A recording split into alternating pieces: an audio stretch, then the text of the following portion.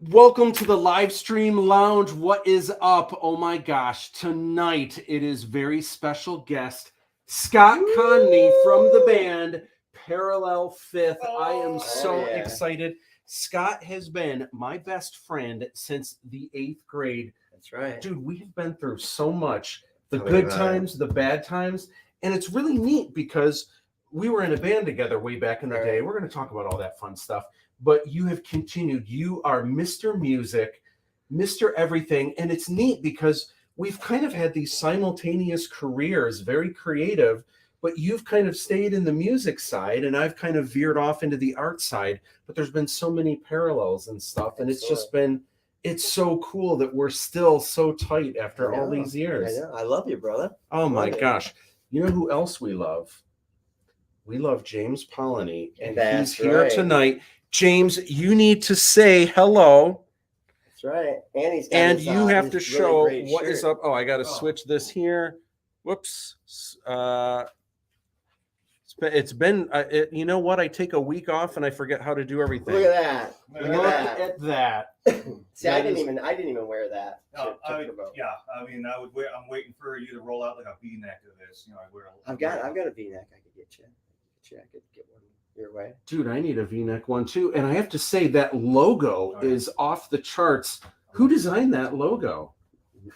Matt Bush. Oh, Matt, that's right. You didn't know that? No, I didn't know that. He actually designed the logo for me right at the beginning. That's awesome. 11 years ago. Back in the day. Oh my gosh. So we're going to get the party started. But first, it's the traditional candy bar drinks. Okay. So let's rock and roll. So my gosh. So Scott, how has your summer been? My gosh, yesterday you played the Dream Cruise. That's right. Which is, you know what? The Dream Cruise is huge because when I lived in LA, there were so many people that were like, "You're from Michigan?" They're like, "Have you ever been to the Woodward Cruise?" I'm like, "Yeah, why? Like, you know about that?" They're like, "My gosh, it's my dream one day to go to Michigan and be there during," like, to them it's almost like New Orleans Mardi Gras. Mm-hmm. Like, blows my mind that people want to be there like that. Really?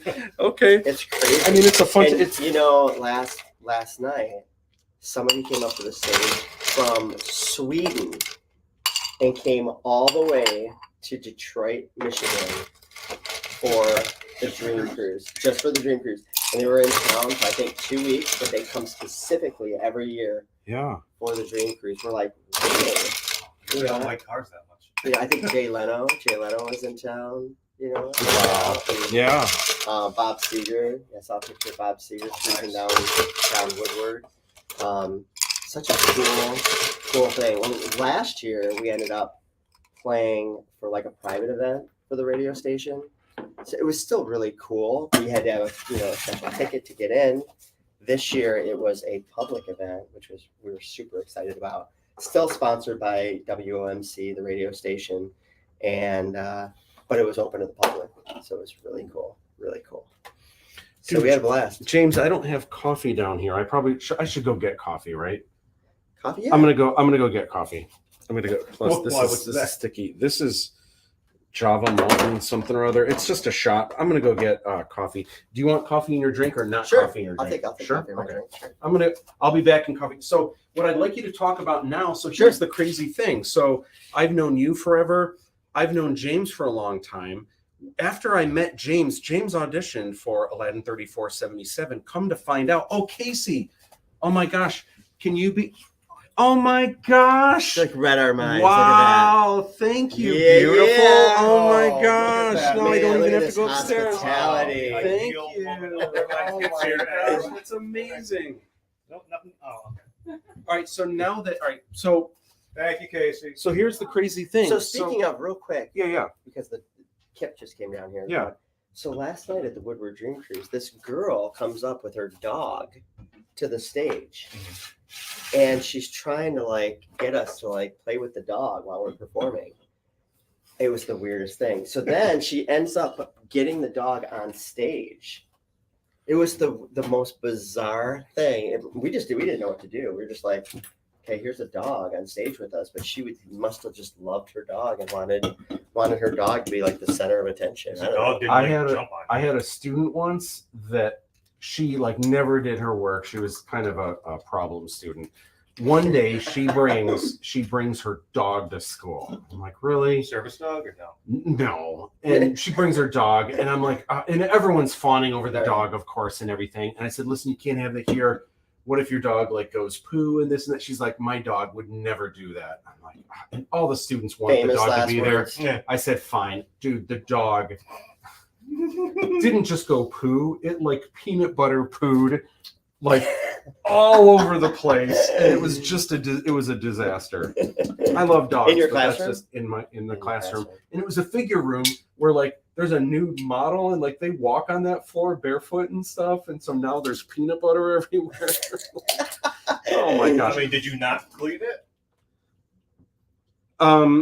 Oh no, it got cool. I didn't clean it, but okay. like I had the student clean it, and a bunch of students were quick to help and everything. Yeah. But Want all that peanut butter themselves. anyway, well, here's the crazy thing. So when I met James auditioned for Aladdin 3477. That's how I met James way back 100 years ago. Then come to find out, oh my gosh, because a lot of times when we were filming, after we were done to celebrate, we would go out, we would go see Parallel Fifth play. Turns out you guys know each other. That's right. Yeah. That's right. Can we tell you how? I mean, it's up to James. Do you want to?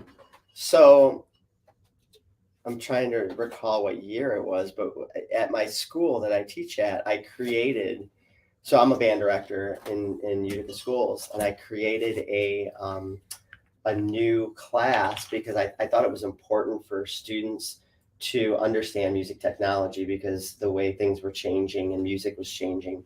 So I went to the Board of Education and proposed a music technology lab, and they ended up granting it. So I created this lab in the year 2000 and started teaching music technology classes, and the class just took off. All the students wanted to take it, learning basic piano skills, learning composition, being able to compose music basically by using the computer. And so James was actually one of my students in the music technology class, and there were several, right, James? There were like several of you guys that went on to I know you're doing the acting thing, but there are several musicians too that went on and continued playing. Justin Salazar. Was Justin one of them. yeah. Who's Nick Press. Nick Press.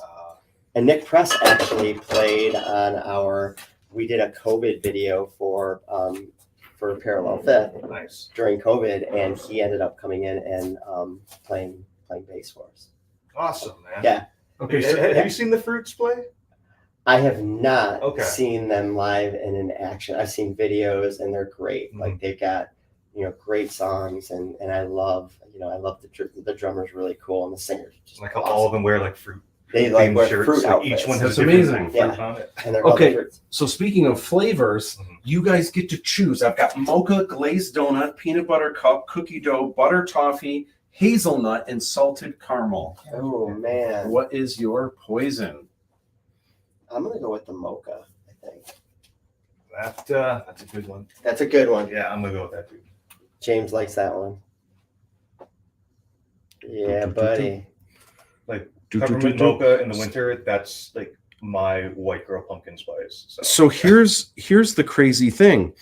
Not only do you guys have this connection from the past, but it turns out that James and I, and we didn't discover this until years later. Oh Turns out James and I, not at the same time, yeah. So we think. but not very far off, we both dated the same girl. No. Yeah. Yes. Yeah. I know. I know we can't say the girl's name, but Right. I'm sure You I can know say- this person. You can say Because Cassie. I'm friends with her cousin too. So. Okay. Who is it? Her name's Cassie. Why don't I know that? I should know that. I didn't date her. We didn't date very much. Sweet What do you girl, mean? sweet girl. She's in the she hangs out a lot like in the comic convention scene Okay, and stuff cool. like She was a big weeb back when I knew her, so she did some modeling. A big wee? Weeb. A what? Weeb. What's Who's a that? weeb? Like weeaboo. Oh, I thought it was like a dweeb, but No, you take the no. dweeb. Well, it's kind of like that, but for anime people. Cam could explain this much better to you than I could. You ever hear the term like weeaboo? No. I think I've heard it. I never have known what it is. It's kind of like a dorky otaku kind of phrase, I guess. It's What's an otaki for? That's how No, out of the loop I am. like I'm so otaku, confused. Like an otaku, it's like a Japanese term. It's like a guru, like for like a lot. They apply it to like gaming a lot of times. But anyway, weeaboo became like weeb because Cam used the term. Oh, I'm weeb trash. I'm like, I don't know what that is, but weeb's like an Asian dweeb. I don't know. No, ask him. I have no idea. So we've concluded that Cassie is a weeboo. Cassie's pretty weeb. All right, cheers to Weebs Weebs hanging out Sunday nights in the live stream lounge. That's Woo-hoo! right.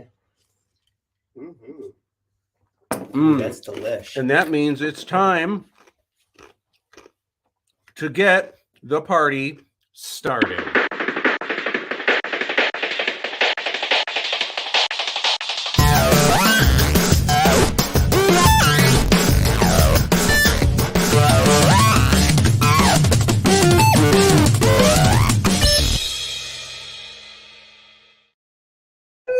Yes. Yeah. Love it. Love it. All right, so here is what's up. Let's rifle through. I've got to take care of some business, and then we're going to get to know Scott. You are watching the live stream lounge. Thank you. Videos for Aladdin 3477 are continuing to be posted on the Aladdin 3477 YouTube page.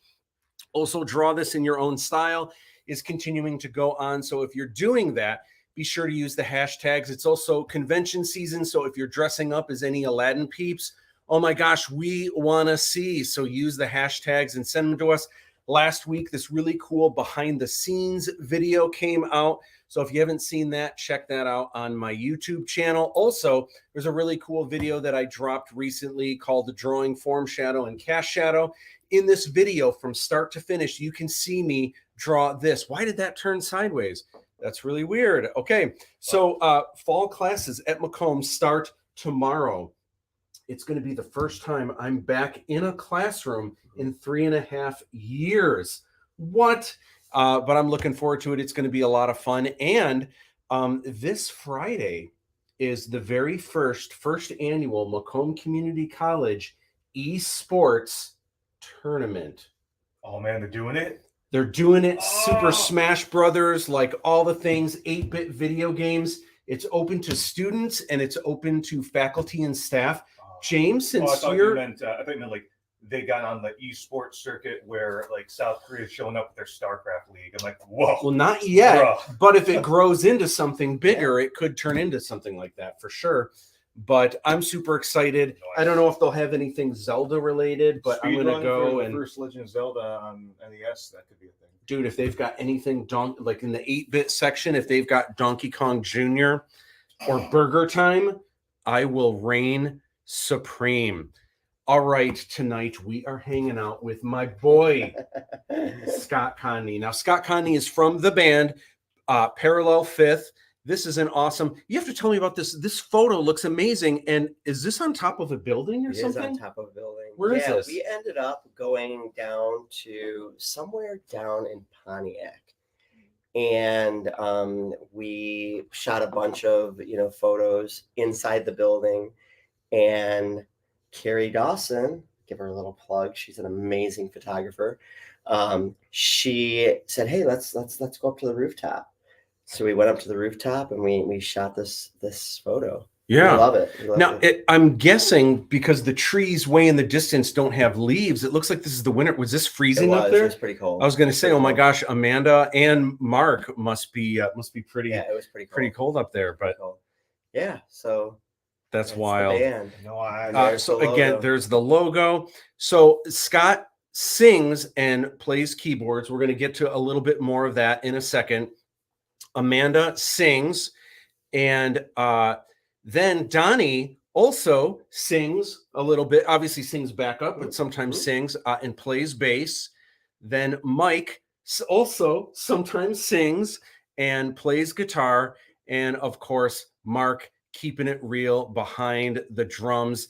And you guys are definitely Detroit's hottest band. It is so fun to see you guys play live. You guys just light up every show, and you guys have this ability to play. Sometimes there's bands where they'll play the 80s and they can play the 80s, but they've just got that synthesizer guitar kind of thing. So it's real easy for them to do that.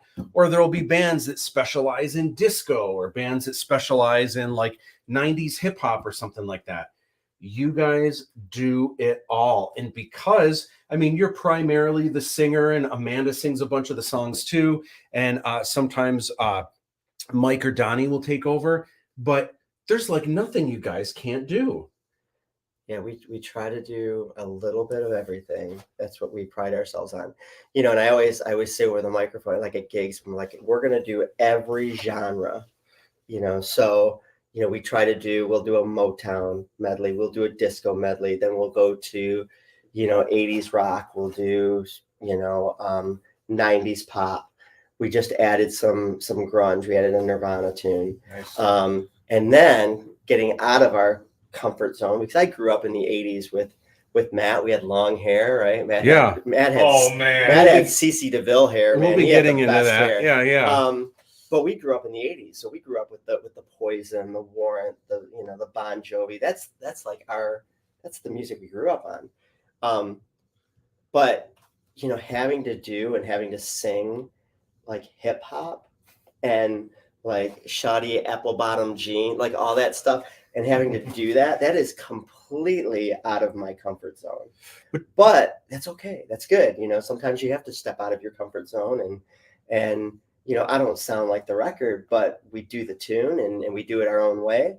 And, we get people, we strive to have the dance floor packed all night long. You do. If we do a song and it falls flat a couple times, that song is gone, and the band knows that when we choose songs, we know that there's a chance that, that song might last or it might not work. Then we need to, scrap it and move on to something else. So that's kind of what we do. So we try to do a little bit of everything, and it's the first time in my life that I've had to rap, and but it's fun. It's different, but it's fun. There's a night where he rolled out Uprising by Muse, blew me away because I wasn't expecting that out of any of for the rest of the lineup. And you know what? Playing that song, and Amanda actually played keyboards. I don't know if you remember that, but she learned the keyboard part. Nice. Which was really cool, because then she went back behind the keys, was playing the keyboard part. I was out front singing. One of our most fun songs to perform, but didn't go over as what we expected. So we had to ended up having to I noticed to scratch it. But we loved it. There's certain songs, and that's a lot of times bands will pick songs that they want to play because that's what they like. We think completely opposite of that. We think of like what the people are going to like and what's going to get that dance floor packed. That's our number one, goal, is to keep that dance floor packed. I've seen Mark out there dancing a couple times. Yeah. So we've got some people saying hi. Ted ED says, the last time I was at the Dream Cruise, I was dressed as a starfish. That's amazing. You know what, Ted? Sometime you need to be a guest on here dressed as the starfish. Sarah Thornberry Condne says Jay Leno. Yeah, must have been referring to what we were talking about earlier. Right. And then Wolf is hanging out with us on YouTube. Ha ha ha. I just realized that I quit my job at PGH just in time to avoid the Dream Cruise. Yeah, for anyone that doesn't live here, if you're anywhere in the vicinity of the Dream Cruise, it is a nightmare driving through a lot of that stuff. Splash Surfers 216 hanging out on YouTube says, entitled students, go figure. You guys are entitled. You guys are my tried and true. Thank you for hanging out with us tonight. Wolf says, right. Teddy D says, small world. Justin Salazar says, the best teacher from Davis Junior High, hands down, man. Thanks, 100%, Justin. Horns up. That is awesome. The enforcer, Dave Todd, is hanging out with us. Sup, dudes? Brittany Voigt says, hi, Matt. Teddy D says essentially a word for a diehard fan. Oh, that must be, I missed that somewhere. A weeb. Okay. All right. We're a little behind on the comments. Dave Todd says, otaku enthusiast to the point of awkward. I read you, James. All right. I think I'm feeling it now. Teddy D says, oh, snap. Dave Todd had to say it. Esports ain't no sport. XD. Burger Time rocked. I know. I love Burger Time. Mike raps. Yes, he does. And, the thing that I think is so great about what you guys play, you play the best of the best. So even though, like, if you announce, let's say, or like you get the gist, we're going to do a 4-song tribute to like hip hop or something. There might be some people that are like, oh, hip hop, I'm not, maybe this is my time to leave the dance floor. But then as soon as they hear, wait, hold on, this is Hey Ya, right? And then that goes into Apple Bottom Jeans. And it's like, all right, I'm going to keep going. You guys really do play the best of the best where it's hard to leave. It's hard to leave the dance floor. Burger Time is more game than Call of Duty. Yeah, I love Burger Time. Dave Todd says, sup, Wolf.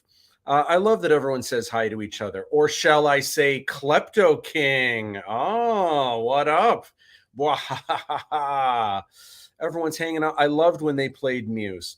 Oh, Casey says, I never want to sit down at P5 shows. Can't stay off the dance floor. It's such a good time. Thanks, Casey. I agree. You guys can sit down at P5 shows? I know, right? Well, and there's nowhere to sit anyway, so you kind of have no choice. But I'm not feeling great and I'm sleepy. Oh, I've catch you, Alexa. I hope you feel better, Ted. And man, you guys are playing. So you guys are. We'll talk a little bit more about it later. But you guys played a show at the Roxy. It's a new nightclub in Rochester. I went. It was a sold out show. It was amazing. You guys have coming up 2 back-to-back the same weekend at the Roxy. Halloween weekend. That is going to be a riot. So that's coming up. We'll talk about upcoming shows later on. But are there any other upcoming shows that people can go to that aren't, because you guys obviously do private gigs? One of our favorite public venues to play is Freddy's over on Garfield in Clinton Township. It's kind of our home away from home when we get off the private circuit. We do a lot of country clubs, weddings, those type of events. But when we on the off season or even during the fall, we love going back to Freddy's. We love playing Freddy's. They're amazing over there. If you've never been there, it's an amazing venue. Gino and Joe, they're amazing managers and run that place like no other.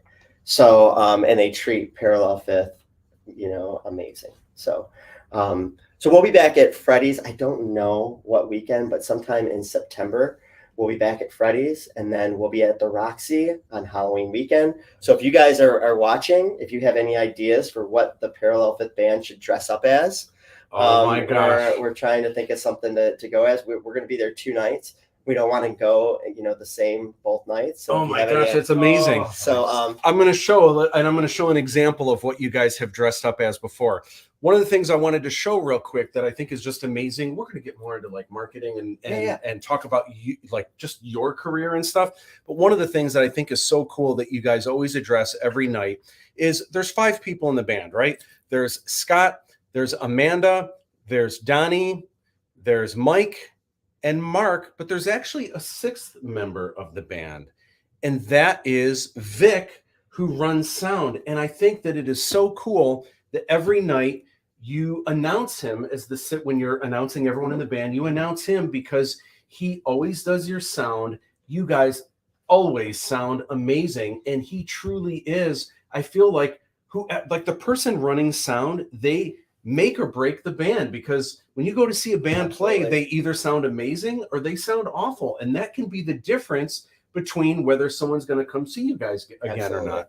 So tell us about that. Yeah. So he's like our 5th Beatle, so or 6th Beatle. 6th Beatle, right.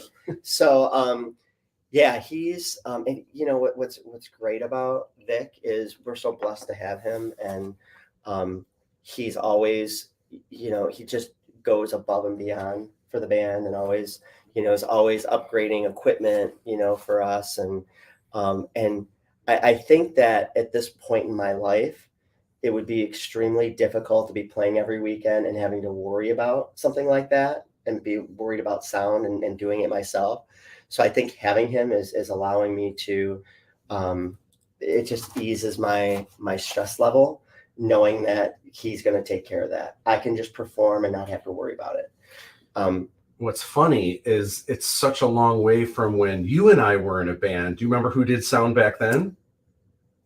Who did sound back then? You did sound. So I you did, were okay. playing drums, and we'll get into that. Yeah. But you played drums and sang, and you had a mixing board, a 6-channel mixing board right next to your drum set. Right. You would be playing, singing, and sometimes you'd be one-handed because you'd be reaching down and you'd be moving the knobs. You'd be running sound. And the problem with that is I had no idea what it sounded out front. We just didn't have anyone. We just didn't have anyone. So we were just like kind of winging it. And, but yeah, it really does make a difference, having that. And two, Vic is, because he sees us every night that we perform, he'll sometimes say, hey, like this is going on, or, you guys feel like you're holding back or you're doing this. And he'll give us, some tips too, because, everybody has, nights where you're, not maybe 100%, but he'll notice it because he's seen us at 100%.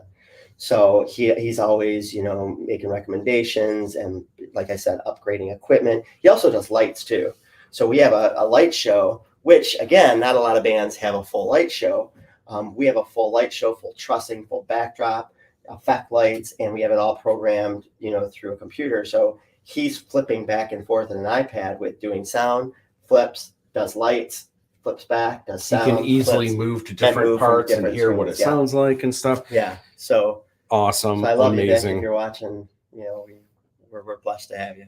So cool. So real quick, give me the elevator pitch, like where you started to getting to where you are today, because obviously, well, maybe not obvious, but to me, like when I first met you, you were not only music extraordinaire, but drums is what everyone knew you for. Right. You were playing this thing called the American Guild of Music.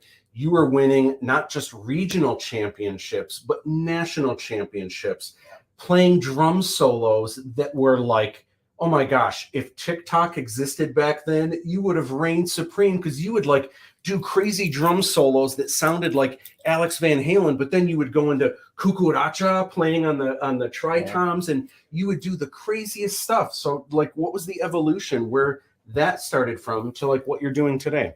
Well, so back in high school, obviously we played in the band together, you and I, and in 7th grade, I decided, so let me go back even further. So in my house, there was a rule, and the rule was you could not choose the instrument that you wanted to play until you took piano for 2 years. That was the rule of the house. And it wasn't just that. We had to, and one of the reasons being that my father bought a Yamaha baby grand piano, which was probably $10,000. So because of paying that kind of money, everybody in the house had to play it. My brother had to play it, I had to play it, and my mother even took lessons. Really? My father didn't, because he paid for it. He didn't have to, right? So I kicked and screamed. I'm like, I want to play drums. I want to play drums. Nope, 2 years. You got to take 2 years of piano, which is the best thing that they did, because it sets that foundation of music. Piano is like the basis for everything. Yeah. So I started taking piano lessons, but not just taking piano lessons. I had to do competitions, which I never won. Mm-hmm. I had to do recitals, which, you think about piano. My daughter just did a piano recital, and there were probably, 20 people in the room. The piano recitals I did, there were 400 or 500 people in the room. And I'm this little guy walking up there, which didn't really want to play piano, but I was kind of forced into it. Yeah. So I made it about maybe a year and a half, kicking and screaming. Finally, they said, okay, we'll let you play drums. We'll get you drum lessons. So I started playing drum lessons, or taking drum lessons. And then I loved it. And I just took off. I started doing competitions, winning competitions. Gotten up in 7th grade, I formed my own rock band, because I figured, hey, I got to find a way to pick up girls, right? So why you not were playing in your brother's band for a while too. Was that first or was that later? That was, I think, a little bit later. Kind of the same time. Yeah. So in 7th grade, I'm like, well, I'm going to start a band. So I formed a band. I remember like playing like Come On Feel the Noise and, with Steve Caldwell. And, it was like 3 of us, and we couldn't find a singer. So guess who ended up singing? It was my band. So I ended up having to sing. So then I met Matt and just continued on playing in bands all through junior high and high school. And then I figured, getting out of high school, I was like, there's nothing that I want to do that doesn't have to do with music. I have to do something musically. So I took this summer jazz program through Wayne State University and going into my senior year of high school. And Matt Michaels, who's the head of the music department, saw me play. I graduated from high school. My goal was to go to Berklee School of Music, but I ended up deciding to go to Wayne State University. Well, I had a one-track mind in high school. My grades weren't great. I wanted to be a rock star. I was with this guy, right? We were just, all we wanted to do was be on MTV and be like Poison. Right. So my grades weren't great, but Matt Michaels, the head of the jazz department at Wayne State University, saw me play. So I graduated from high school, and I ended up getting a scholarship to Wayne State University for music on drums. So I started there and for jazz studies. And then I saw people who were graduating with a jazz studies degree that were out gigging, but I was out gigging. I'm like, well, what does the degree really do for you if I'm out making money and playing?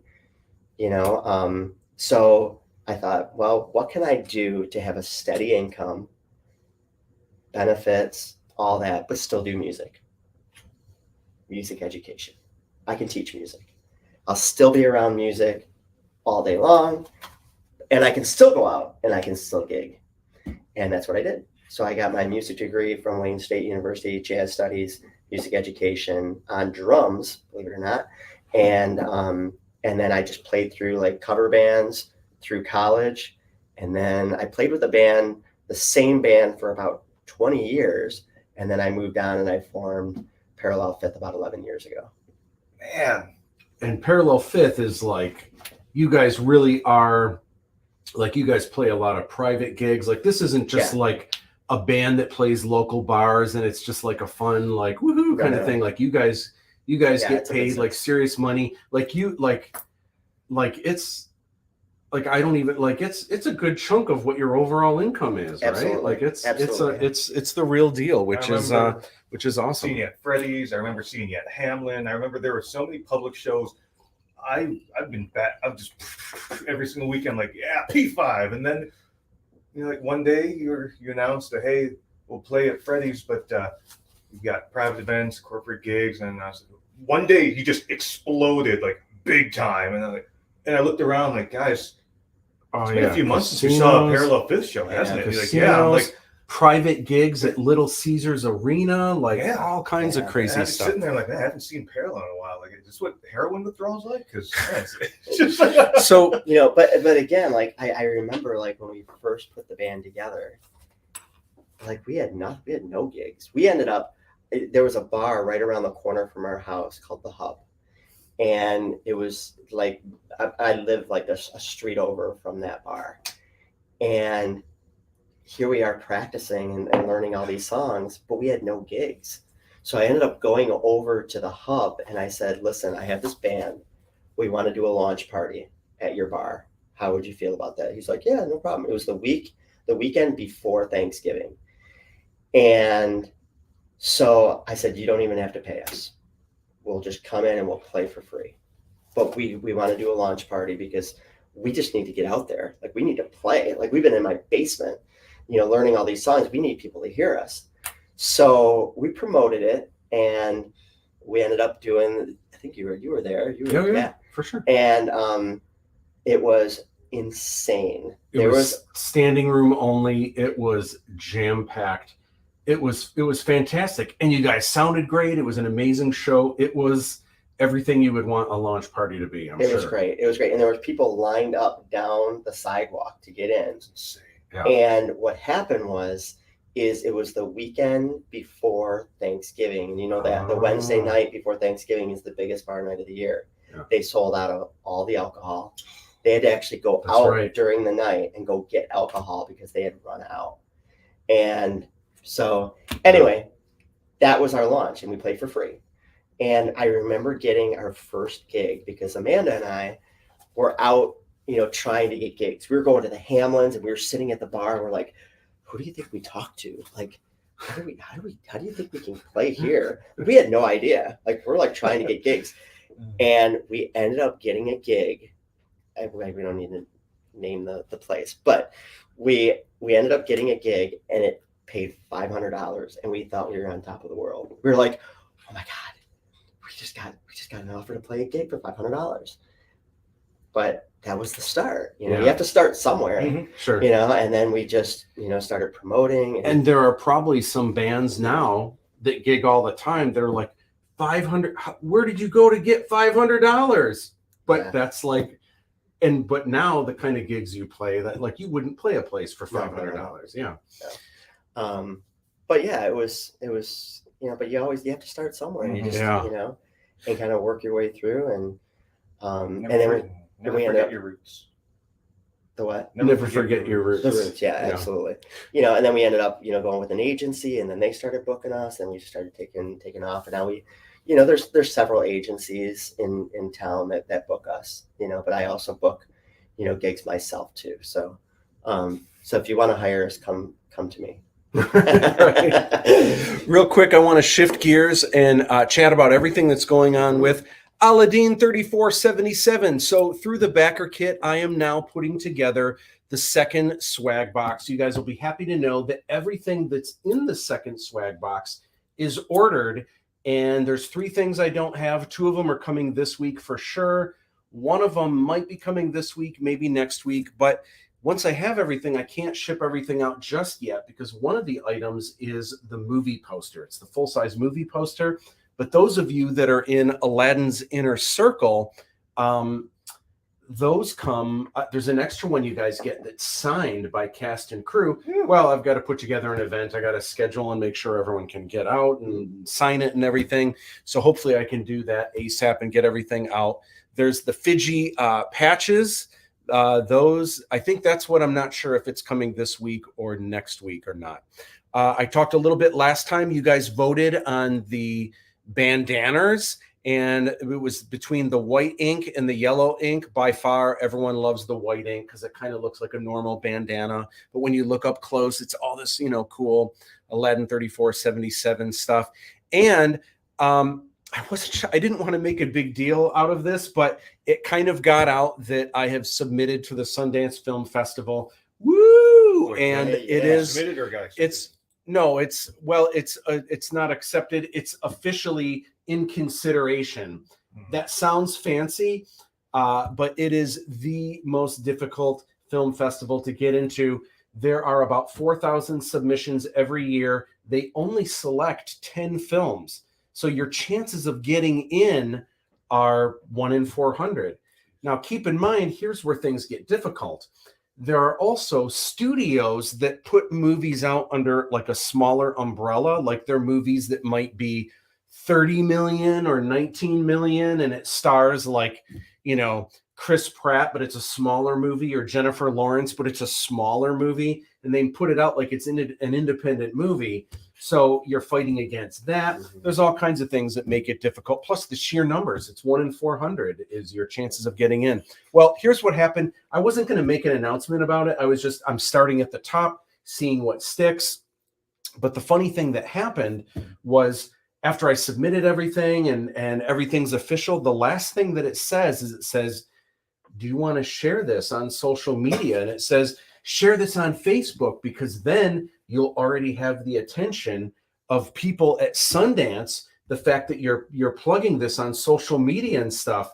So I'm like, oh man, well, I definitely want to get on their radar. So I just shared, that I submitted or whatever. And then I realized it just says that. They don't, they want you to say it, but I'm sure there isn't like big wigs on Sundance that are like, wait a minute, who just shared on Facebook that of 4,000 entries, who's this person that shared and what's their film? Let's give extra special attention to that. What's this lad's name? Let me adjust my monocle. Yeah, so anyway, so I did, and I won't even find out until like November, I think December at the latest. I have some other things in the meantime. The thing that's difficult, like my number 2 choice would be South by Southwest. Here's what's complicated. South by Southwest is accepting entries now, and their deadline is October. I won't find out about Sundance until November at the earliest, December at the latest. So the problem is, and everyone wants an exclusive. So I physically cannot enter South by Southwest until I know for sure I'm not in Sundance, which it's likely that I won't get in, but you never know for sure.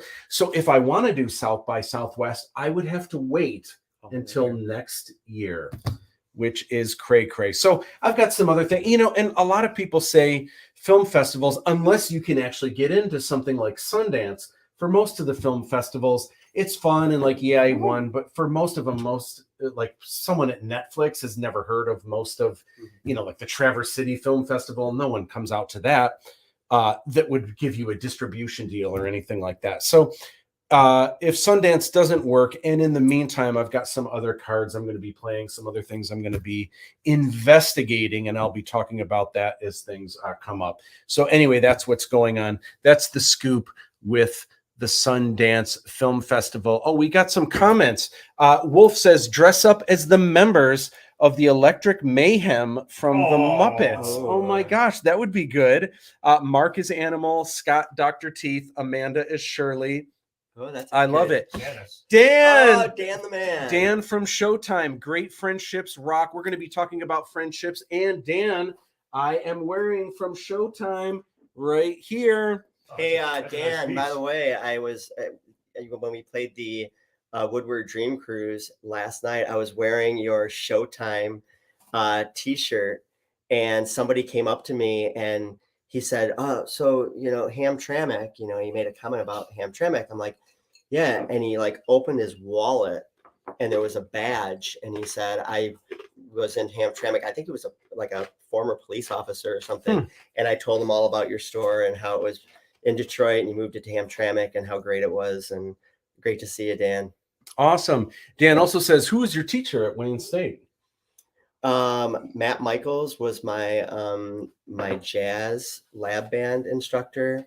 But I obviously had several teachers, but he had probably the most influence, I would say, on me. Wolf says that night at the Hub was infamous. And Sarah Condne says, and sold out of all their Thanksgiving Eve liquor. I remember that. Right. That was wild. And ended up giving you a check. That's right. They did. Even though you were going to do it for free. That's right. Dude, that says a lot. Yeah. That is awesome. Anthony LaFata says, yeah, because most places offer $150 for 4 hours.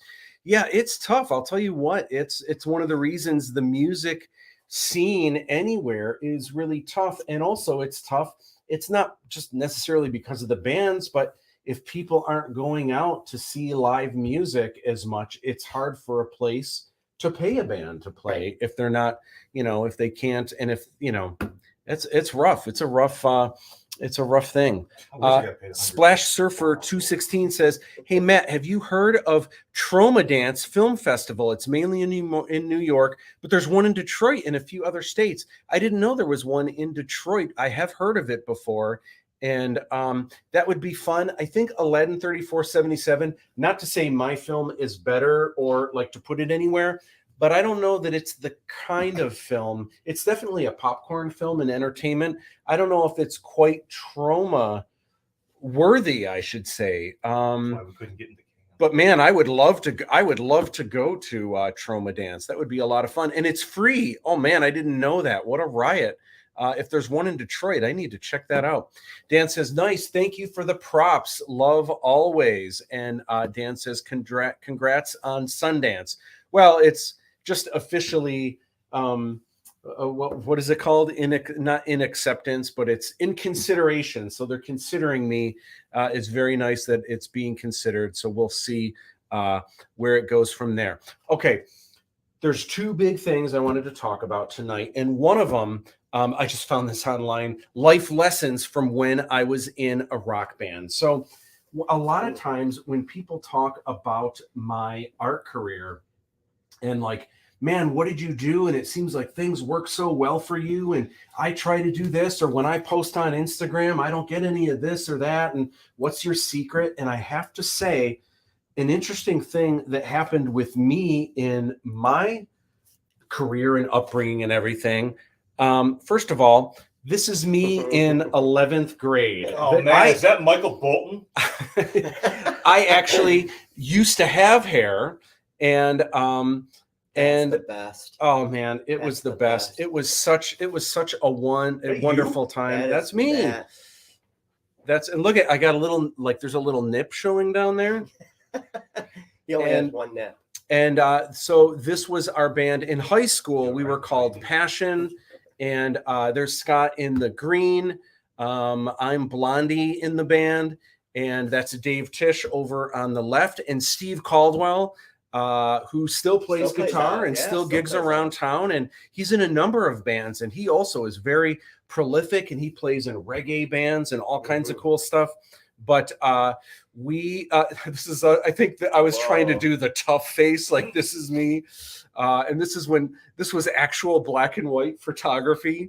But this is old school. But the thing that was really neat is back then in the 80s, we were inspired by all the bands that kind of got their start on the Sunset Strip.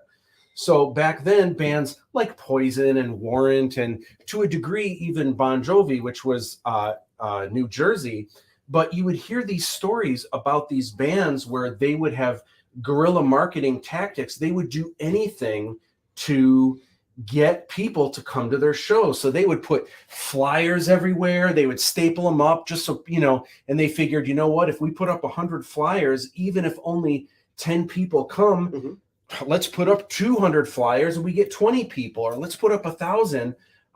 They would go to, I think I heard like Bon Jovi would go to, like if Aerosmith was playing a concert, he would take flyers. He would go to whatever dome or arena, he would grab each windshield wiper and put in a flyer to every car. Not everyone's going to go, but enough people might be like, who's this band? And right? If you get an extra 50 people out of it, it's totally worth it. So what was interesting is, so we tried doing that way back in the day. And the funny thing was, I'll never forget, I was in high school. We didn't know, like, where can we put flyers? We were young. We were kind of kids. We didn't want to get in trouble, like putting a flyer where we're not supposed to. So we would go to the grocery store, and they used to have bulletin boards where people would put like lost dog and this and that. We would put a rock flyer at the grocery store, like who's gonna go? They need some pears and bananas, and they're pushing out. Rock show. Oh, where is this at? I'd be surprised. Well, here's the funny thing. I'll never forget someone in high school, it was like a jock or something like that, but I was in class. They turned around and they said, hey, I was at the grocery store last night. And I said, dude, man, you guys must have some serious fans, because one of your fans put up a flyer at the grocery store, like to come to your show. And like, man, you guys really have you must have some serious fans. And I didn't want to tell them that I was the one who put it up there. But I was like, oh, yeah. God. I mean, it's crazy, but it's, it's all perception, and it is what it is. It's so funny. Yeah. They accept, all kinds of films, genres, and formats. So that must be the trauma dance. I should look into that for sure. So anyway, so your band, there are so many different things that you guys do to keep it fresh, to keep it fun. You guys are a riot. So one of the things we were kind of saying earlier, you're playing back-to-back Halloween weekend. You're playing 2 different shows. And I have to say, this is from a while back, but here you guys are. You went as the Village People. That's right. That wasn't too long ago. That is awesome. That is so fun. And this is your rehearsal space, but I was able to dig up some photos. There you are in your, what is that, like the Freddie Mercury, like you're the cop. Okay. Yeah. the cop, and then there's the construction worker, Mark behind the drums, and then there's Donnie, who is that also the cop, or is that biker. The biker? Okay, yeah.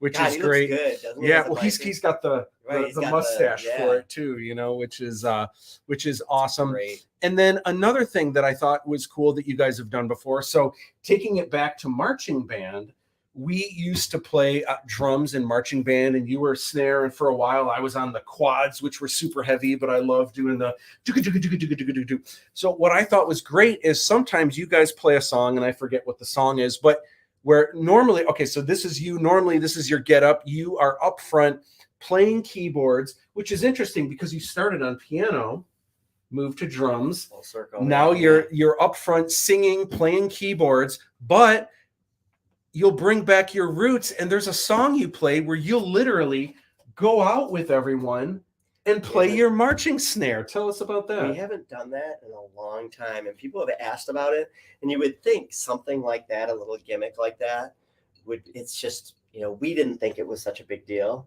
and it was the song Cups, from, what was that movie? Pitch Perfect, yeah. Okay. So I'm mad that I know that. Yeah, so we ended up doing Cups, and I said, "Oh man, I'm gonna grab a drum from school, and play like this little snare drum part."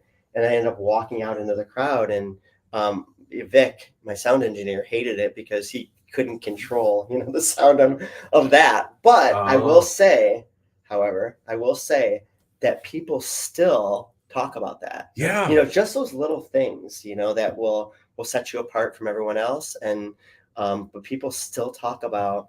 Actually, Sarah the other day said you should bring back Cups. You should come back out with the snare drum. That was so cool when you did that. You were rocking out I was in the crowd with the Ladies snare are going drum. wild over that. Like you're so Great. in. See, he's touching me. Yeah. So funny story about this. I was looking back, and I was trying to figure out, why am I wearing one white glove? And I started wondering, was that a Michael Jackson thing? Like, what was I doing?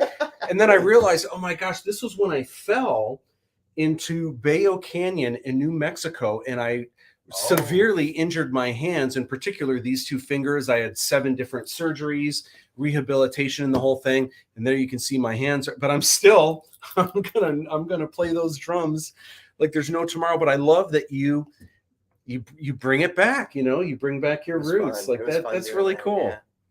It was cool. Love it. So what are some things that in addition, the other thing that I noticed with you guys, you always take the time for any public shows that people can go to. You're always putting together really cool flyers. And the cool thing now, you don't have to print them. You can blast them on Instagram and Facebook. You can get a group going of dedicated fans on Facebook. So you're already hitting your audience that knows you and everything. You always make really cool flyers. What are some other things? I'm just so curious today that are different from back in the day when we would physically go to the grocery store with a stapler. Is anyone looking? Because I don't know. Yeah, Farmer Jack or Meyer. Like, are we allowed to do this? Let's wait. We would wait for people not to be walking through, and quickly we would staple it up because we were hoodlum kids with long hair. Do we have to ask permission? I don't know. So we would put it up. What are some things today that you do to drum up? What's advice that you could give to people? And the angle that I'm taking on this is a lot of the stuff that I learned from being in a band. Moving into my art career, I noticed that no one was doing the things that I learned from being in a band. So being in a band, you make bumper stickers, you make t-shirts, you make hats, you make water bottles with the band's name on it. And so when I became an artist, that was unheard of. No one was doing anything like that. So I started having these fantastic vision shows that were almost like rock shows, but I was selling shirts, The Art of Matt Bush, and there would be artwork on it and stuff. And I was just doing things that, like, I feel like if you don't sell yourself, if you don't believe in yourself, how can you expect other people to? But this is stuff for bands. Like, bands do this all the time. I was like, why aren't artists doing this? I feel like independent filmmakers could be doing this more. Artists could be doing this more. Bands could be doing this more.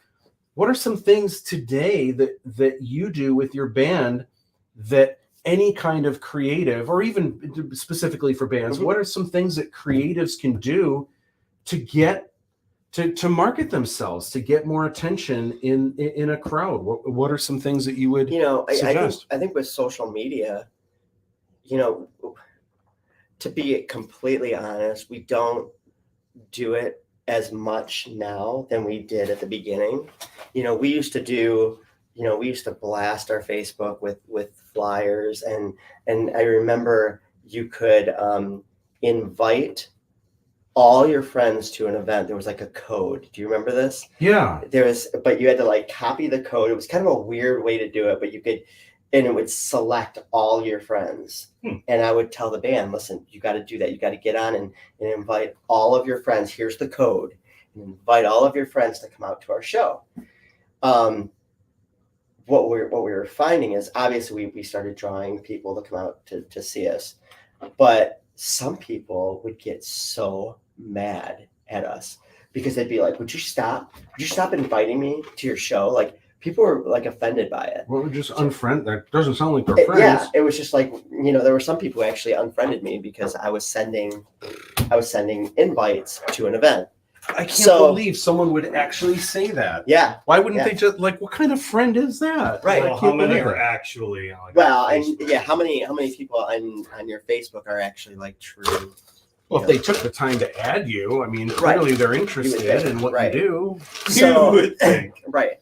So, we did that a lot at the beginning. Now, I create all my own, flyers and posters, but Matt helped me out with Photoshop and teaching me some tricks. And, so I do the Photoshop, or the flyers for each event. But again, like, building that fan base with the band and starting the buzz with the band name, and then with the agencies helped. We don't do a ton of public stuff anymore. So we just, we're doing mostly private. You don't have to promote private, right? So, but when we do public events, I absolutely make up a flyer and I promote it. The other thing I think is really cool is Donnie likes to do videos. So, making a little video to promote the next gig. He's really good at that. And he's great at, after a gig, hey, send me your photos, send me any videos you took. And he'll put something together for the event that we had just played. Awesome. Like, hey, we just played at Freddy's. Here's, thanks for coming out, but there's like some footage of us. We were talking on the way home about this. And, when I see an artist, like, I'll give you an example, like Pink, okay? I love watching her perform. I love watching live footage.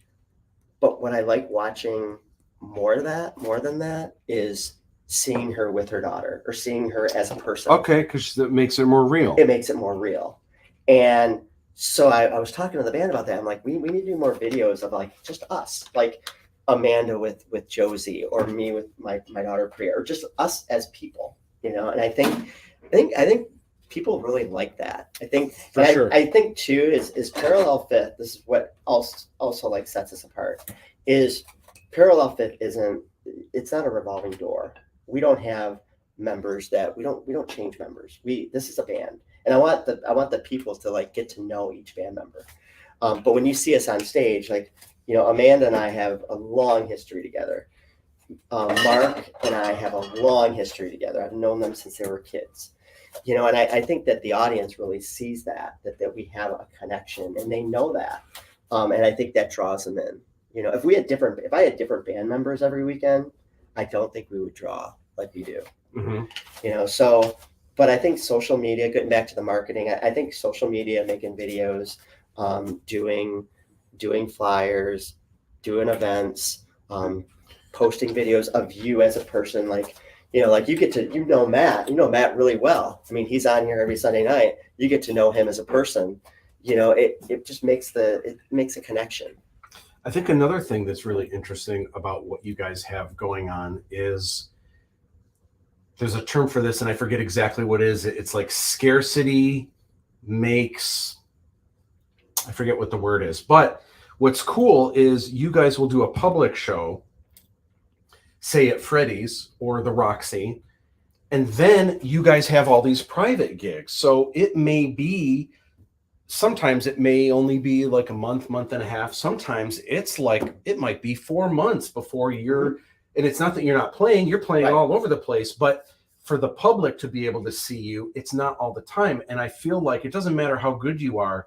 If you're playing every weekend, Absolutely. suddenly you're available. And if people hear they're playing this weekend, yeah, but they play every weekend. Let's do something else. Let's, and then Right. it may even be 6 months to a year. But if you make yourself available, like you're always going to be there, Absolutely. it's like it's almost like it's not as important. It's not as exciting. Absolutely. So the fact that you guys aren't playing publicly every weekend, as soon as you hear P5 is playing, where, what date? And like people check their calendar because they know it's going to be a good time. And if they miss out, it may be another couple months before they're able to see Right. you again. And I think that's super cool. And you know, sometimes like, you know, in our off season, you know, we play, you know, once a month at Freddy's, you know, to build our sets for the next season. And sometimes I feel like, you know, we've talked about this, and, you know, I love Freddy's. I love Gino and Joe and those guys. But sometimes I feel like, ooh, every month. Maybe we shouldn't do every month. Maybe we should do like, you know, like you're saying, you know, if you start Mhm. playing, you know, like these bands that play every single weekend at a different bar, you know, I can't expect our fans to come out every single weekend to see us Friday I and feel Saturday like they night. do though. I've seen so many of the same faces over the years But that it's I don't over. even know. You know Right. what though? When I went to the Roxy, I didn't recognize anyone except for like Sarah. Mhm. I There didn't were a lot of recognize. people. I recognize Really? a lot of people. I yeah. didn't recognize anybody. You know, but but when I another- go to Freddy's, I recognize everyone. I didn't recognize anyone at the Roxy. And I think the Roxy is drawing a Rochester crowd, Mm. which is awesome. You know, which is great because it'll draw people in that maybe haven't seen us before, and we can win over some new people. Yeah. So I think that we're very lucky that we're not having to play at the bar scene and play public events as much as other bands. Yeah. You know, because I think it would be a lot harder. I think it'd be a lot harder to have, you know, the bar packed every single weekend, you know, every week of the year. It would be extremely difficult. So, and it was. I mean, when we first started off, we were playing mostly public, and, you know, some nights were good, some nights weren't, but we can't expect all of your friends to come out both Friday and Saturday night every single weekend of the month. So Yeah. people have things going on. But if you're only playing once a month every couple months, they're going to make it a point to make a reservation and make sure that they catch us when they can. Yeah. So what it means, I think, for artists is kind of the same thing where on one hand, with things like social media, there's nothing wrong with posting every day, or maybe you've got a new sketch, or maybe it's Throwback Thursday and you post a painting that you shared a year ago or something like that.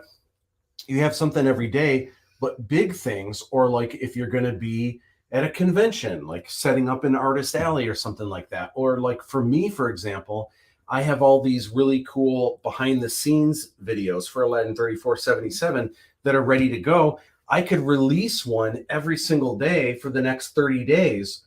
But if I do that, then after 2 or 3 days, it doesn't matter how cool the next one is. People are going to be like, oh, I saw the last 4 and they were good, but oh my gosh, you know, a dog catching a Frisbee in slow motion. And oh my gosh, a dad getting hit in the nuts with a wiffle bat. Like, it just, you know what I'm saying? So you have to.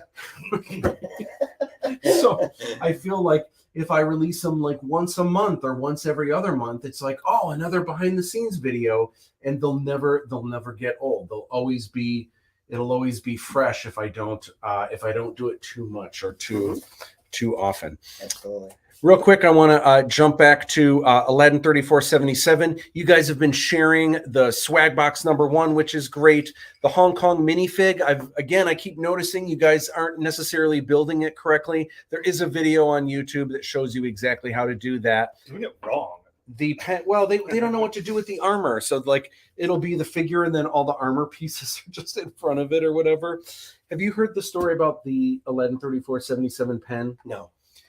So this is a light pen. So I'm going to do this again. I know you guys have seen this a couple of times, those of you that watch every week, but still some of you are getting it wrong. So I'm going to reenact with James what happened. So this is a light pen, and it's supposed to light up, right? So hold on. Okay, so it's supposed to light up. So the first time I unboxed one of these, it was on the show, and I said, "Are you ready for this? It's about to light up." And it didn't light up. And I'm like, "Oh man, this one must not work. The battery must be dead." And James said, "Here, let me see." And I was like, "Oh my gosh, it works. No way. That is so cool. Look at that. Awesome. Isn't that cool?" I'm like, "Oh, I want to do it." And it didn't work. I'm like, "What?" And then James goes, "Here, let me see." And I'm like, "What? How did you do that? Like, did you like flick it and like flick it? It doesn't work." But Here, let me try it.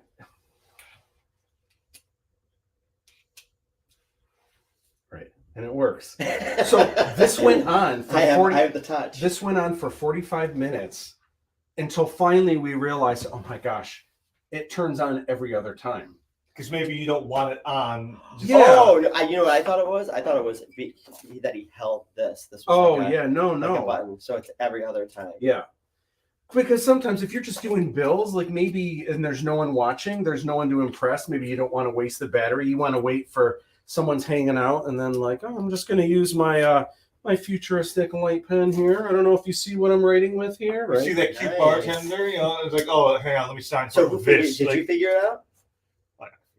Did you? I feel You might have figured it before I did. I but, did. like, I'm like, you did know, you? I'm just Oh. gonna lean into the bit here. I had no idea. This went on back and forth, back and forth. It was hysterical. So anyway, well, the reason why I say it is because it's been so funny because people have been unboxing, like doing unboxing videos, and as they pull everything out, they pull this out and they go, "Oh, a pen," and then they set it down, and it's like, dude, that's a light pen. Like It's like a special pen. But the funny thing is, they won't know until they use it once, and then maybe a couple months later, hey, I need a pen, and then oh, here we go, and then they're like, oh, what?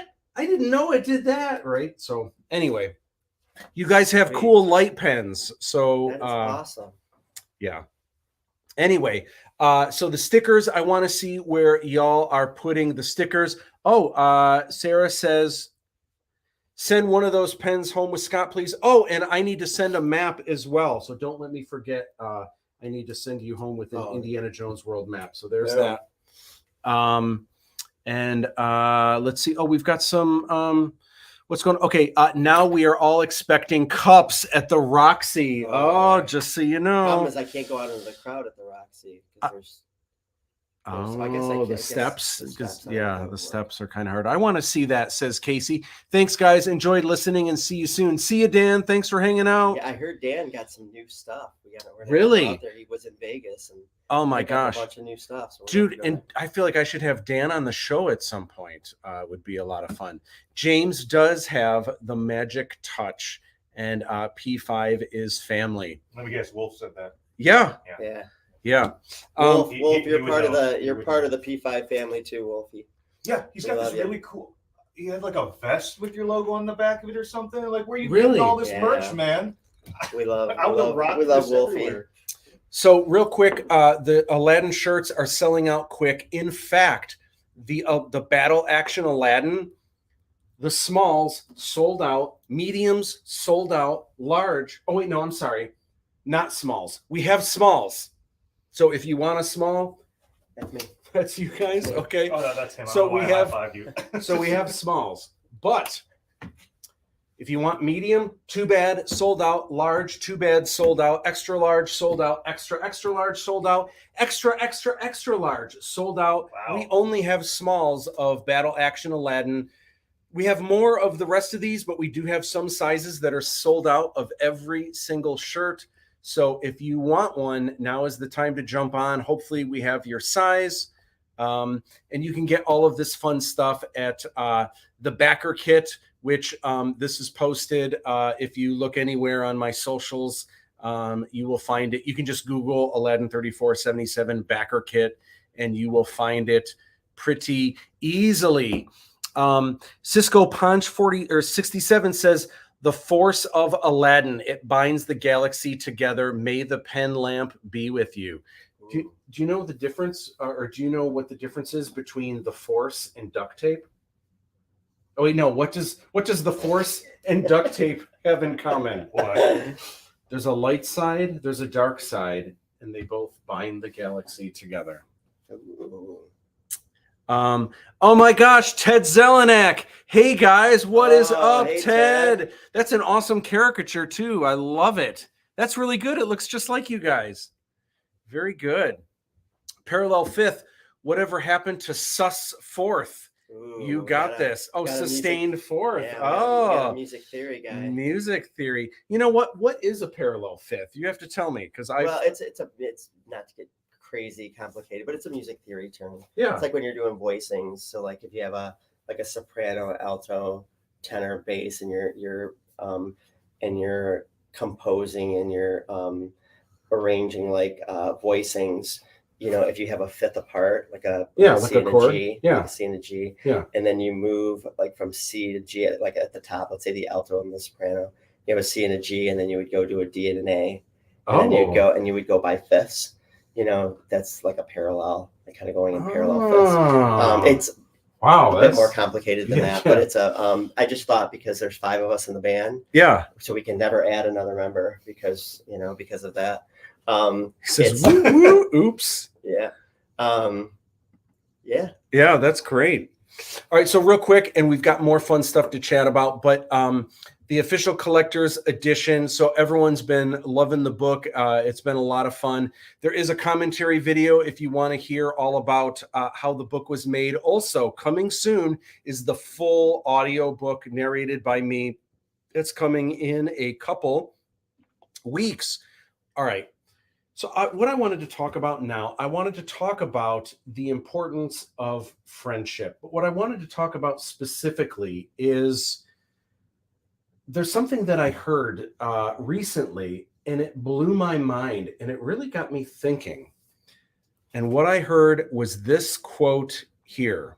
Oh, wait, first of all, this is me and Scotty Boombody, right? So we've been, oh my gosh, Scott has been my best friend since the 8th grade.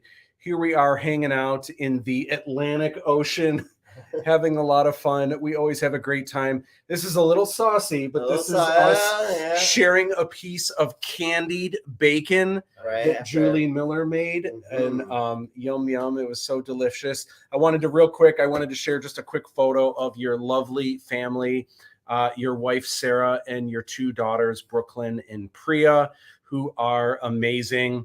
And you guys are just awesome. But this is the quote that just blew my mind. And I want to talk about it with everyone.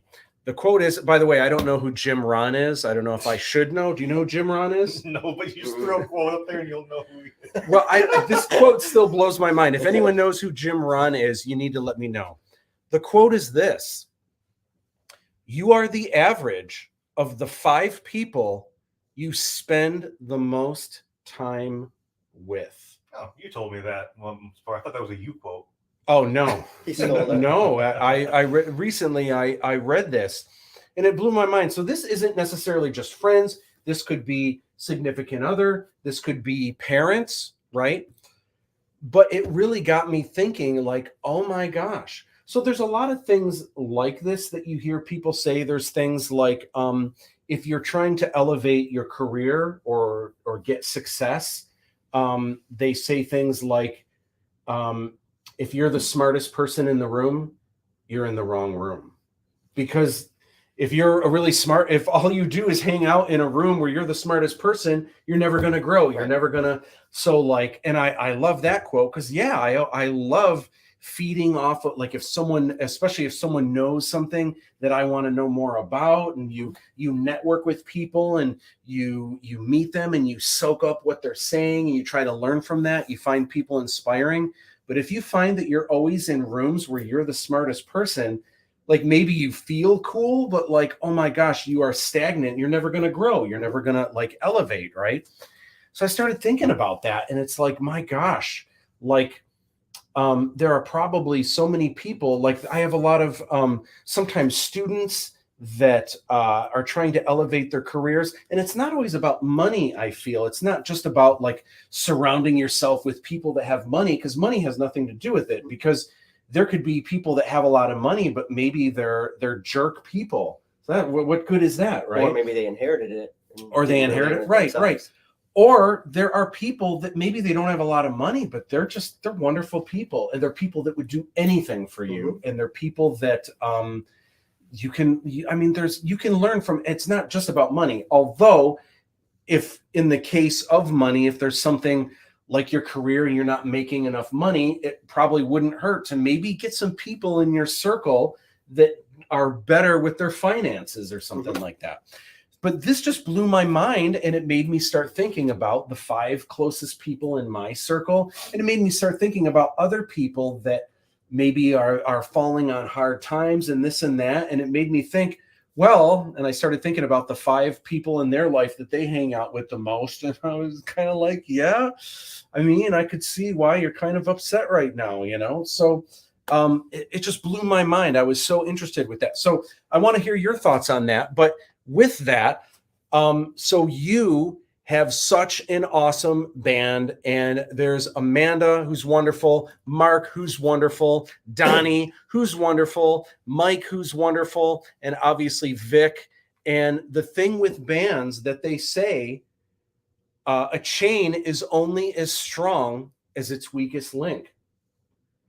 And that's true of a band as well. Like, you could have a bunch of amazing people in the band, but as soon as you have someone that, like, maybe they're ditching band practice, or maybe they're not carrying their weight, that's as good as the band is.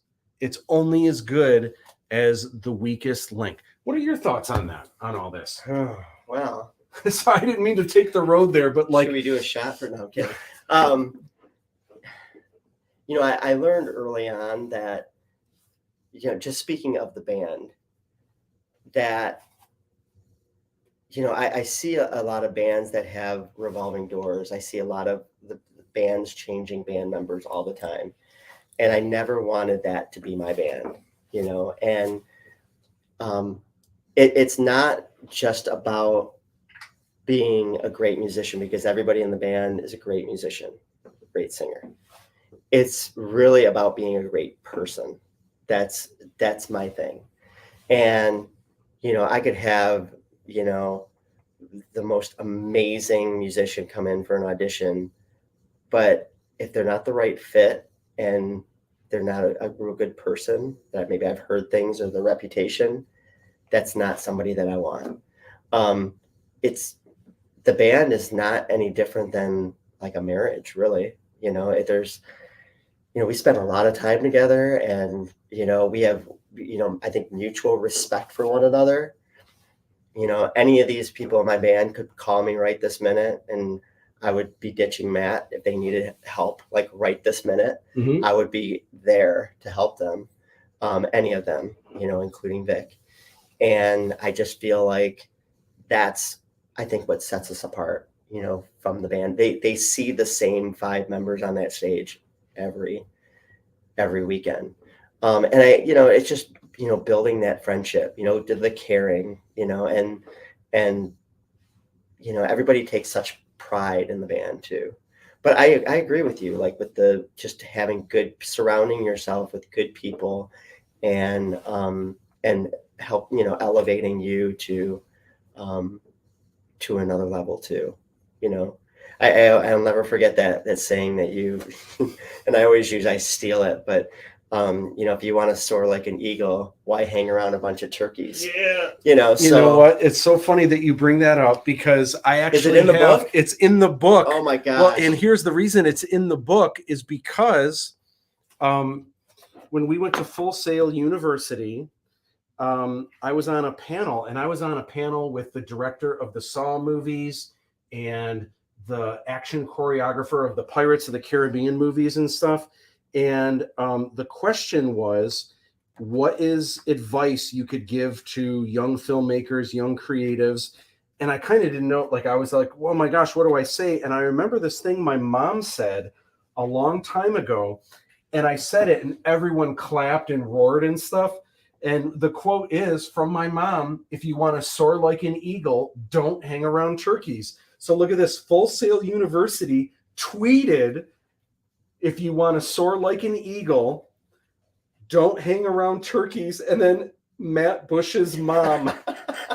Hashtag that is great. Full Sail, the Hall of Fame week. But I'll never forget Matt when you Bush's said mom. that. I'll never forget it when you said that. And it's true. It is. It really is true. If you want to soar like an eagle, you can't hang around. That's like the quickest way to put it. Absolutely. You know? More good juice from the official collector's edition.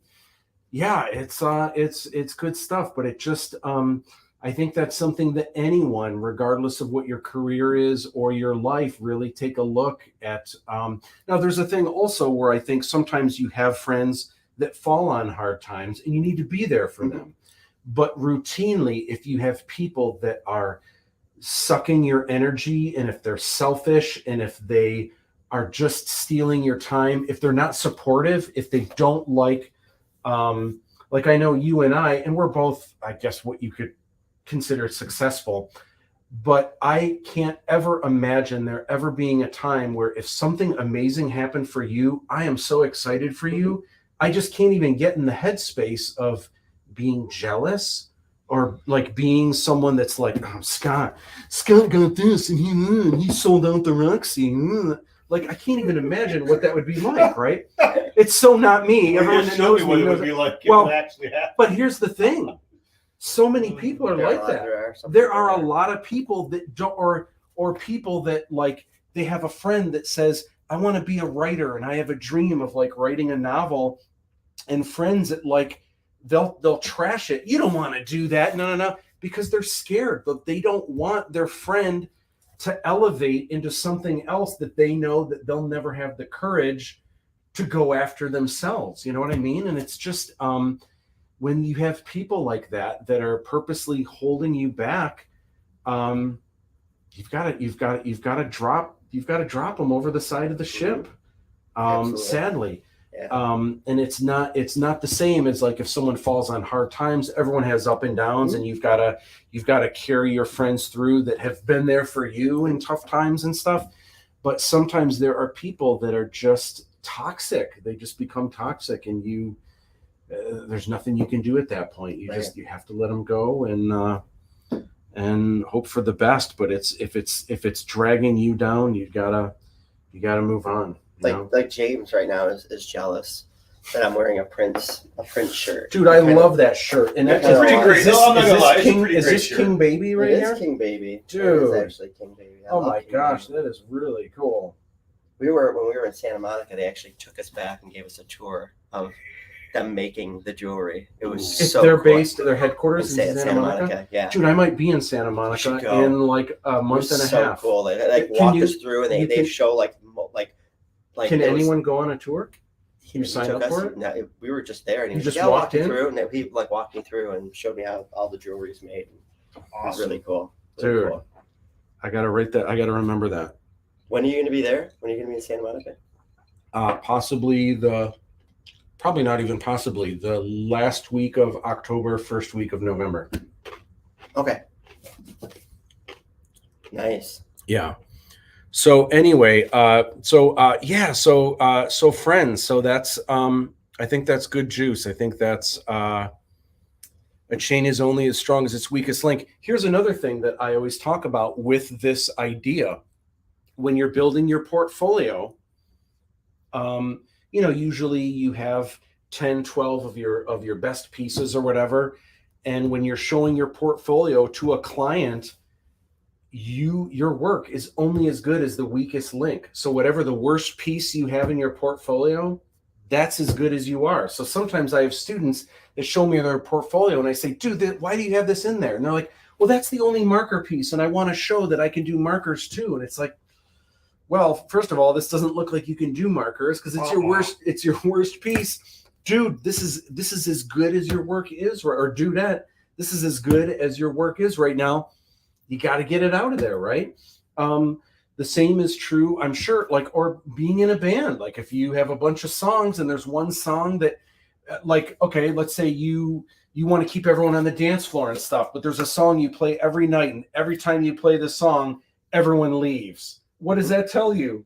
That's the weakest link. You got to get rid of it. Try to find something. What else can you do where people don't leave? You know, get rid of the weakest link. It's a good quote. I like it. For a film, like a film is a collection of scenes, or almost like a collection of short scenes. A lot of times you want to show your film to people and get test audiences. Is there a scene that where you start to lose people and people are like, that's when people check their watches, or when people are like, oh, I'm gonna go to the bathroom now, or whatever, you know? What is the weakest Beauty School Dropout, right? I like Beauty School Dropout. Do you really? Well, I guess maybe that is like the I weakest remember link.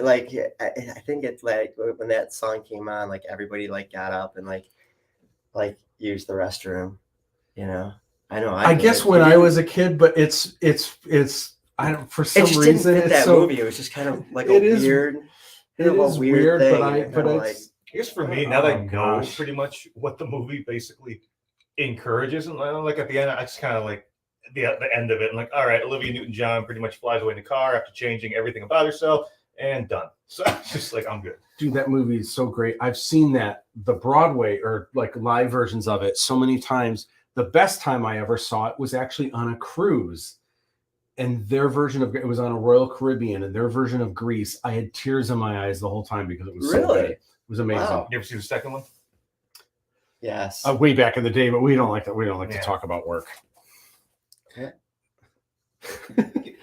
Oh, you laughed and you butchered it. Oh man. Oh man.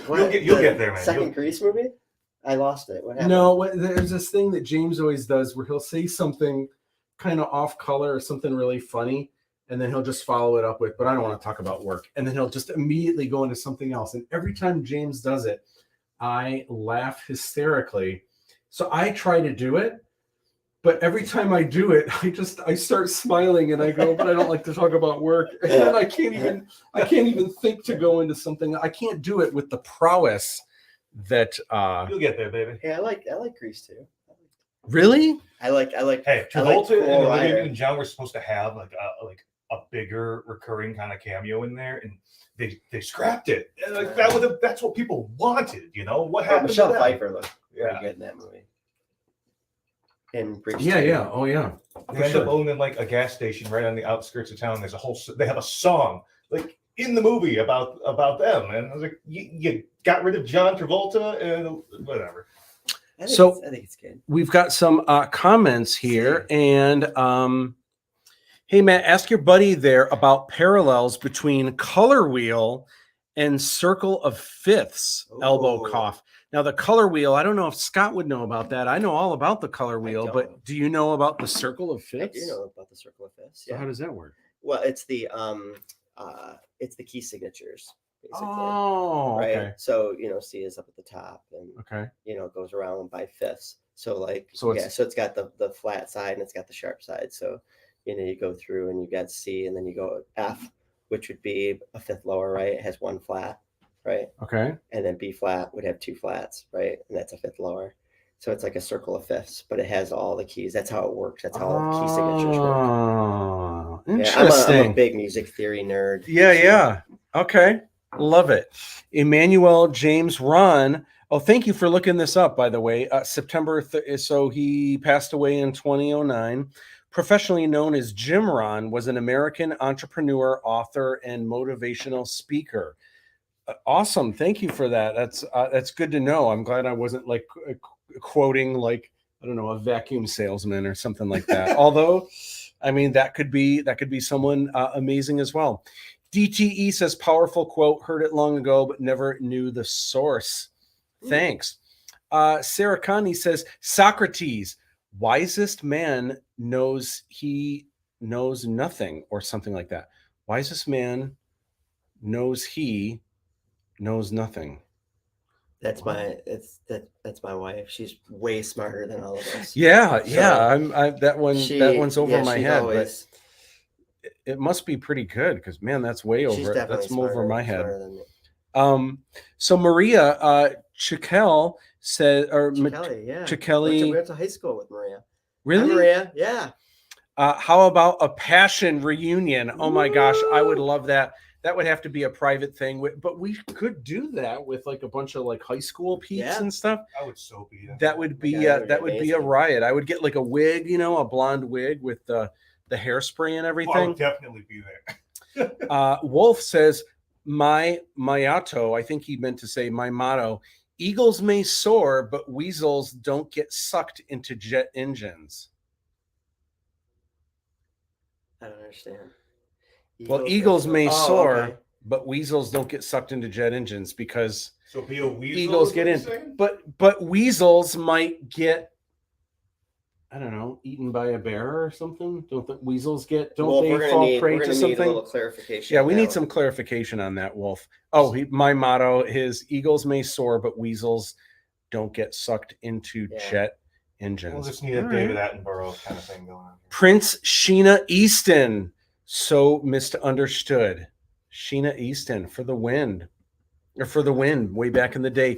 Fruit Loop, what's up? Hi. Sorry I missed the past few live streams. I've been prepping for classes. Excited to see you tomorrow in person. Awesome. I am excited to see everyone in person. And you'll have to remind me because when I meet everyone, I might not know who Fruit Loop is. I only know you by Fruit Loop. So you might have to introduce you as your name. But by the way, I'm Fruit One Oop. To let me know. I can't wait to meet you tomorrow.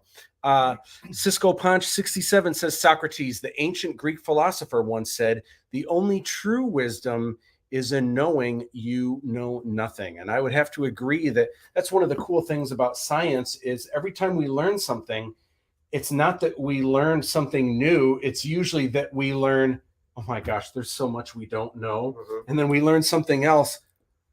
Oh my gosh, there's even more we don't know, which is pretty wild. Yeah, that's absolutely true. We've got a little bit of time. I wanted to share a couple fun stories from our past that I think people would get a kick out of. So for starters, I have to start with how I met you and what it was like day one. So when I went into 7th grade, you already were at the middle school that I went to, and you were the rock star of the school. Girls fawned over you. You were Mr. Popular. And the cool thing was, like, I was really into music. I was into art and everything, but I wanted to be in a band. You used to have like a leather jacket, and you would wear this cool scarf that had piano keys. I do remember. And I was like, gosh, he's so cool. Like, who would think to do that? And you always had, actually, you had glasses that had they would turn dark. So you were allowed to essentially wear sunglasses. So you would walk around. You would be the only kid in school that would be wearing like sunglasses and like, dude, you were so cool. Then the talent show, you rocked. My gosh, you played like Jump and like Eye of the Tiger and like all of these really cool songs. So in 7th grade, like, you were my idol, right? Then in 8th grade, I discovered, because I was in band, and then I graduated to concert band. Now, I also played drums, and it occurred to me, oh my gosh, now I'm going in symphonic band. I'm going to be playing drums with Scott Condne. He's like the most popular kid in school. He's in a band and stuff. Like, what if he doesn't like me? Like, oh my, and I was really shy back then, painfully shy. So I was like, oh my gosh, what if he doesn't like me? I'm so nervous. So the very first day of school, I'm so nervous and I'm standing back behind the drums and, class is kind of about to get started and stuff. And in walks Scott, and he kind of, walks in, casually walks up to me. And this is what he says, of all things. Like, I'm waiting for him to be like, hey, what's going on? I'm hoping he'll just be really nice. And hey, what's going on? I'm Scott. You're playing drums too? Cool. I'm hoping he isn't like, you're playing drums too? All right, like, I'm hoping he's not a jerk. And guess what Scott says to me? Serious as you can imagine. Do you know what a ninja is? And at that point, I was actually really into ninjas. And I was like, but ninjas were like a new thing. Like, ninjas weren't like they are today with Ninja Turtles and stuff. Like, a lot of people probably didn't even know what ninjas were. That's nuts. So he says, do you know what, hey. Do you know what a ninja is? And I was like, yeah, I do. I do know what a ninja is. And then he goes, cool.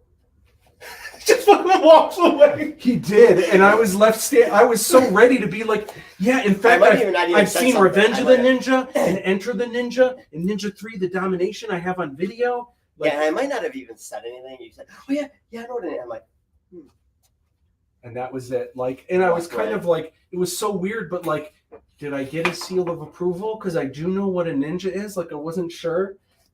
That was the very first. That was our first encounter. Yeah.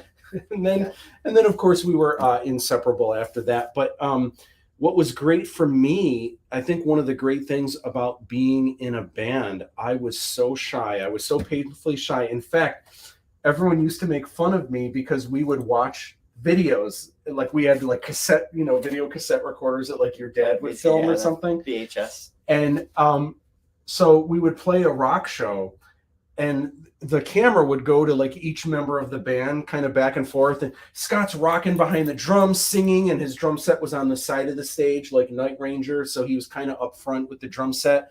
And Steve would be rocking out behind the guitar and stuff like that, and then the camera would move over to me at the keyboards. I was so shy. I didn't want to look anyone in the eye, so I'd be playing the keyboards. And this is a talent show, so there's like theatrical lights on the stage, and I would just look up at the lights like this. Every time the camera went over, I was just looking up at the lights so routinely. I remember like your brother, your parents, everyone would make fun of me because it's a exciting rock show, and more exciting than anything going on. Those lights up there are just like, man, I can't let go of the lights. They're just, man, they're really nice light, like really nice. And the shade of that gel is profound. Yeah.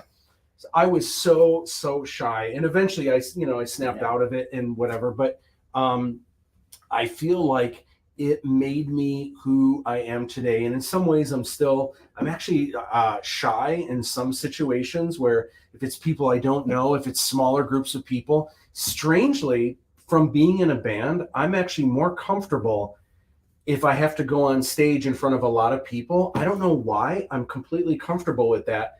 Because I feel like even if I fumble, and like if I fumble my words or something, I feel like I can just laugh and everyone will start laughing, and I feel comfortable with that. But for some reason, if I have to go and talk to a number of people that I don't know and like start a conversation, I'm just like, what do I say? Like, oh, so it's pretty hot out there today, huh? Yeah, I think it's supposed to get nicer later in the week. I don't know what else to say. You know what I mean? Like, I'm just weird in situations like that. But I think I was pretty shy too. I think a lot of people get into music because of that. Do you know what I mean? Especially like join a band because they're trying to find some way where just to come out of their shell, And I think that was the case with me too. I still feel like I'm an introvert. I feel and nobody would ever expect that. So. Wolf says, mean eagles may be great and all, but a weasel, through his craftiness and unscrupulousness, avoids the danger. Love it. You know what else? Pick a weasel. You know what else I love? Look who is joining us right now. No way. Neil Ruzinski, two guys that are effing rock stars. Matt Bush and Scotty Boombody. Neilio Rue, what is shaking, my brother? What is up? Oh my gosh, we miss you so bad. I just reached out to him like last week, Neil? I sent you a text and I said that we had to get together, We miss you, Neil. Yeah, we do. And I hope you got the swag box, the Aladdin swag box. He actually he played a bounty hunter that's in the second movie, and he also played a Red Star for a couple scenes in the second and third movie. He came out and helped for that. Miss you, Neil. Hopefully we can catch up soon, brother. Cisco Punch 67 says Scott pulled an Andy Warhol with the ninja comment. Yeah, like totally, totally. So we've got a bunch of stories. Neilio Wolf says. Tracy says, hey, brothers, what's up? Tracy Wayne Surgeoner, what is going on?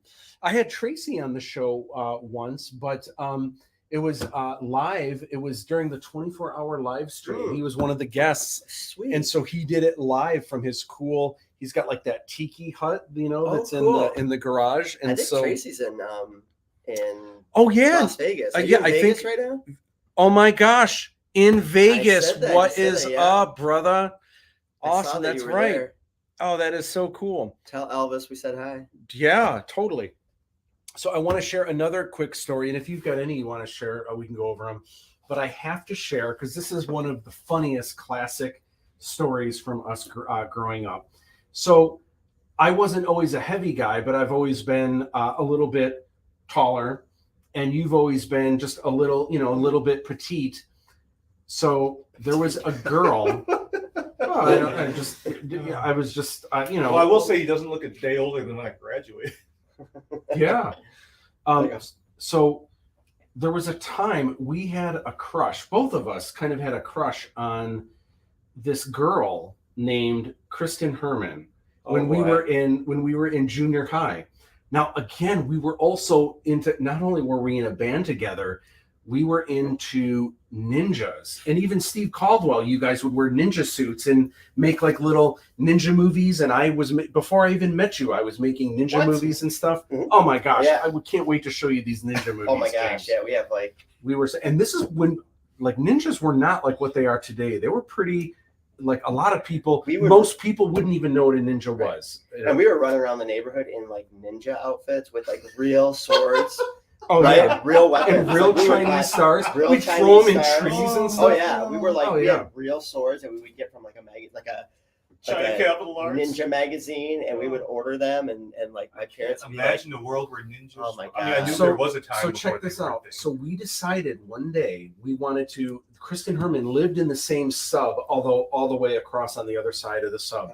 She's using real names here. She lived for anyone watching. You guys will let who can, and even if she is, I don't even know if she knows this story, but it would be funny. Oh my god! She's like my daughter's doctor. Yeah, you mentioned that. That is so funny. She is? Yeah. So anyway, so we had a crush. We decided one day. This is like the kind of thing that you come up with in junior high school. I even remember this. So we decided we were going to dress up like ninjas. We were going to go sneak over to her house, hop into the backyard, and just look through the windows, just see, like, what's her family life like? What's it like? Like, is she painting her nails? Oh, is she doing her homework? Like, what's it like? So this is what we're going to do, right? There's only one problem. We have actual black ninja suits that we ordered from the Asian World of Martial Arts catalog. James right? Like his face like. We have like Chinese stars. We have Psy and all that stuff. Right. There's only one problem. It's the dead of winter, and it's the middle of the day. By the way, it's a day. We have a snow day. There's no school. Here's the scenario. First, the night before, crazy blizzard snowstorm. So it's like a foot or two of snow, followed by an ice storm. So it's snow covered by ice, but then completely sunny. It's a beautiful day. However, they can't get the buses through. It's a snow day. So the entire subdivision is covered in 2 feet of snow with a thin layer of ice on the top. I do remember this. So we dress up in black ninja suits. It's sunny. It's the bright of day, right. but there's white snow. We should be in like a white. There's ninja. white everywhere. There's icicles hanging from trees. We're dressed up in black ninja suits, going from tree, running to tree. Now the cool thing about it, because we're kids and we're marveling at this, because it's ice on top of snow. Normally, if you're running through snow, there's footprints all over the place, right? What's so great about this, there's ice on top. So we're actually gliding, running, and in most places, the ice is thick enough because we're relatively lightweight. We're able to glide across the ice without breaking through. So we're like, the whole time we're like, ninja, ability to run across snow without leaving footprint, which is, now that I think about it, man, that's James, you have to show the face you're making right now. I just realized I'm not even making a face. I just realized. Wait, is that racist? I'm realizing now that probably is racist. That we were going ninja ability to run across snow without leaving footprint. Well, as the leader of the ninjas, I'll allow it. Okay. So, anyway, So we get to her house. We're going across the sub. We're in broad, like I'm sure anyone looking out their window, It's like like, what we are these stand out kids like a sore thumb. So we get to her house. We ninja to the backyard, but we're on the other side of the fence. So we have to hop the fence.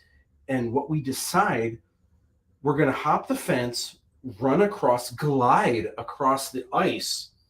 And as we glide across, there's like a way that ninjas kind of do this and they move and they kind of do this thing. And what we're going to do, we're perfectly going to spin. And then when you get to the window, look up and then back away and then go across the yard. I'm going to have to show you how to ninja someday. Okay. So Scott goes first, right? Scott hops over, lands on the ice gracefully, ninjas across the ice, true ninja, spins around, looks up, goes back, and then glides across. There's like a bit like the door wall window, you know, kind of across the window like this, goes, leaps over the fence to the other side. Now, we give calls, like once the coast is clear. Oh, no. Once the coast is clear, you know, whoa, whoa, whoa, whoa, and like there might be a noise, it's not okay. But instead, we're just so impressed that we're gliding across ice. There is no trace of us that we were even in the backyard because we're across the ice. So Scott from the other side calls over and says, you remember what you said? No. You said the same thing. You just go, ninja. The ability, yeah. Yeah. The ability to walk Run across snow. Or something like that, yeah. Without leaving footprints, right? Something like that, yeah. Now I was a little bit taller and a little bit heavier. So now it's my turn.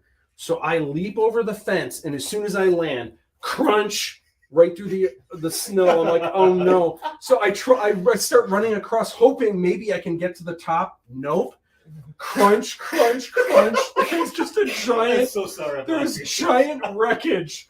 Crunch, not only am I leaving a trace of running across the lawn, it's loud and it's like crunch, crunch, snap, crackle, pop, like crunch, crunch, crunch. I'm trying to go faster. I might have even face planted, like gotten up in snow and then I just like tumble over the side of the fence. It was awful. She probably doesn't even know the story. We should tell her the story. But I just remember thinking, like, dude, epic as a ninja, epic fail. Absolutely. It was like the worst ninja moment ever. Gosh, if only TikTok was around back then. If you were on the other side filming me do my ninja. Didn't you when we went up to the sand dunes? Didn't you like beat me up or something? Mm-hmm. Mm. So I made a movie. It's only like a 12-minute movie. But you like really like because of something I did to you, wasn't it? Like okay, yeah. Okay. I'm trying to remember that. So first year in band, as a joke, because we were just, you play pranks on your friends, right? So there was a time, and I think we used to do this kind of as a joke, but you really, really got me good. You came up to me and you said, "Hey, do you know if Mr. Sachs?" And you did this thing where your knee went right up and right into my nuts, and it hurt so bad. I needed to lay down, but I didn't want to lay on the floor. So there's a giant xylophone. I hurt so bad, I laid down on the xylophone. Well, then the teacher came in, and Scott was like, "Oh crap!" So Scott actually pushed me into this practice room in the back, and I just for 15 minutes was like, laying on a xylophone. So I was like, one day I'm gonna get Scott back, and he least expects it. Wow, dude. So years later, we made a movie called Quicksand, and it was at the sand dunes where I filmed Aladdin. That was kind of where I got the idea in my head. This is the perfect place to film like giant desert scenes and stuff. Silver Lake. So it's Silver Lake sand dunes. So we filmed this action movie, and there's like fighting in it, and there's like stunts with like Jeeps and three-wheelers and trucks and stuff. Anyway, Scott played the major villain at the end that I get to fight. So it's all fake, like, punching and this and that. So we kind of choreograph it. So like, I'm going to take you like this. I'm going to pretend to like knee you in the nuts and do this and that. But we're really going to rough you, and I'm going to throw you over the edge and make it look like I throw him over a cliff, right? So we start filming. And I just grabbed Scott and I just knee to the groin, knee to the groin, knee to the groin. 3 times? Dude, when you watch the video, he's like launched in the air. And then I just chuck him over the side of the sand dunes. Oh my gosh, I felt bad doing it because it really was like years later. And I don't know if I was like really. Look at this. I wasn't. I don't know how much of it was on purpose. I think 1 or 2 of them might have been like, well, I think I really got him good. I didn't mean to do that. The first knee is probably There's got to be some footage of this somewhere. I have the movie. I have the whole movie. I gotta watch that. Dude, I was thinking about that one releasing night. it That would soon. be so fun. Oh my god. So anyway, he got me back. It's called Quicksand. There's no movie, or there's no actual quicksand in the movie. But for the title, I was like, well, the movie's quick, and it takes place in the sand. Wait, so did you? No, I just remember. I remember going this up. movie centered entirely around the fact that you were going to do that. No. It was because we had access to the sand dunes, and we would drive like fun trucks and stuff. I just remember going up there. I remember going up there and walking into like stores, and like there'd be girls, and we'd be like, "Yeah, hey, we're shooting a movie up here." Remember that? Gosh, like, I do. And I like, do remember that. We would just tell girls like, "Hey, how you guys doing? Yeah, we're up here, like, shooting a movie." Like they'd be like, keep in mind, really? this is like 1988, maybe 89, and like my parents' VHS. Literally, you put VHS cassettes into the camcorder. Yeah. Gosh, so funny. And we're going up to girls wearing braces, that have like the 80s radar foof and stuff. Oh man. Gosh, so funny. Tracy Wayne says, miss you guys. Cisco Punch 67 says 1984 Lee Van Cleef, the Master Ninja movie. And yes, and you know what else he was really good in? I'm trying to think. Was he also in the Octagon with Chuck Norris?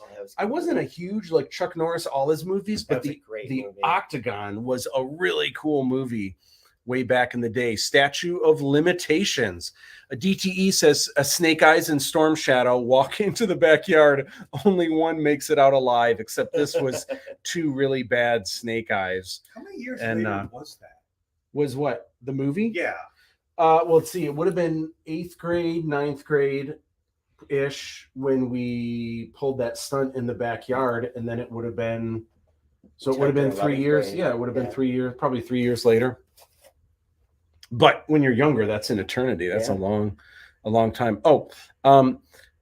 Black ninja suits stick out in a snowdrift. Perfect for a painting, though. Well, we would always stick to trees too, but the trees also had snow blown onto them, and there was like icicles everywhere. I wish I knew what you're doing.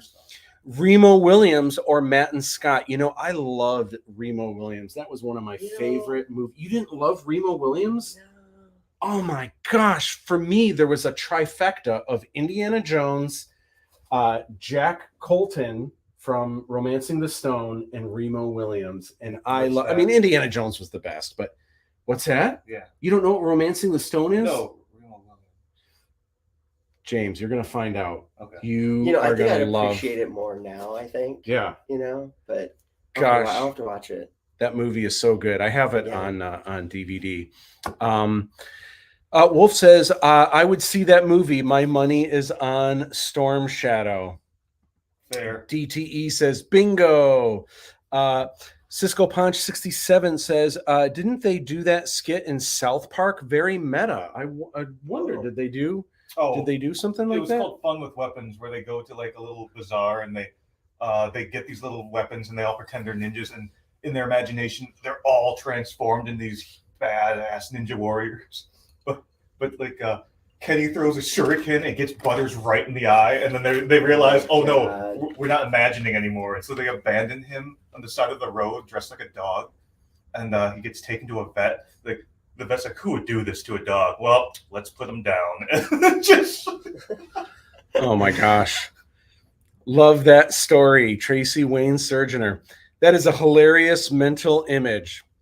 Cisco Punch 67 says Scott James, Chuck Norris, a veteran martial arts expert, is recruited as the protector of a wealthy and beautiful Justine Karen Carlson after she becomes the target of a ninja clan. When Scott finds out that his ruthless arch nemesis, McCarn Lee Van Cleef, is involved with the stealthy and dangerous criminals, he is eager to settle old scores. Love that. Oh my gosh. Scott is facing off against McCarn and the entire ninja horde in an effort to take them all down. That was a great movie. I also, probably my favorite, that one was really good. My favorite was probably Revenge of the Ninja of that trilogy. I just really love that movie. I saw it again recently. So many times when I did too. Me too. Over and over and over. Yeah, it's, oh my gosh, ninjas for the win. So real quick, tomorrow I am back at Macomb Community College. Half my classes are remote, half of them are hybrid, and I am going to be releasing a video on Tuesday. I'm actually going to film it tomorrow, a tour of Macomb Community College. This is the new building. Now, this is actually an artist rendering, so they're really, boats don't actually pull up to the front. Oh, man, you got boats now? It looks like boats for some reason, but my classes are going to be hybrid. The hybrid classes are meeting on ground tomorrow, but I can't wait for that. We have all different modalities, flex classes and everything. It's not too late to sign up, but you want to do it soon because classes start tomorrow.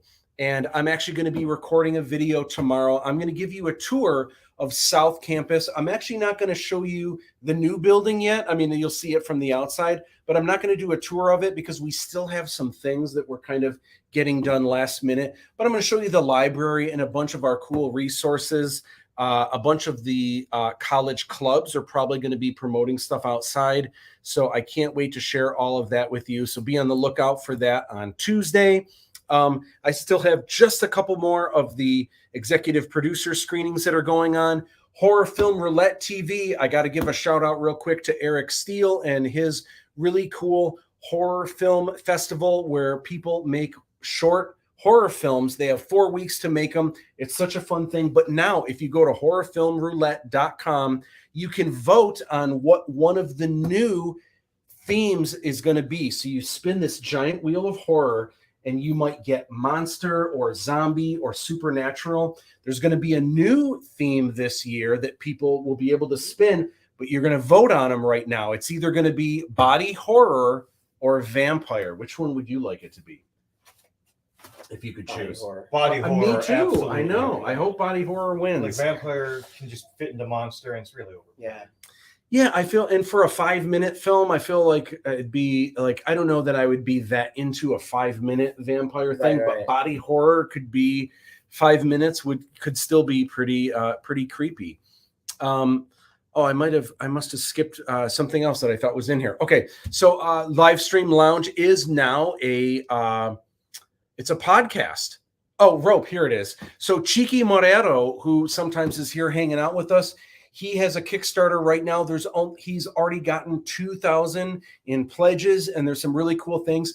For every $100, he's going to climb 15 feet of rope, which is bananas, right? So a lot of fun is going on with that, but there's only a few days left to support Rope on Kickstarter. So look for that, check that out. And it's going to debut at the Horror Film Roulette this year, this Halloween. Livestream Lounge is now a live podcast. We are going to be back next Sunday night with Eric Steele, and he's going to be telling us all about the Horror Film Roulette.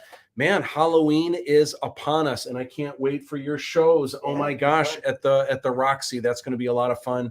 So we'll be talking about those as well. We have just another couple comments real quick before we jet. Hope I get to come and watch it soon. Oh my gosh, that is we got that Quicksand movie.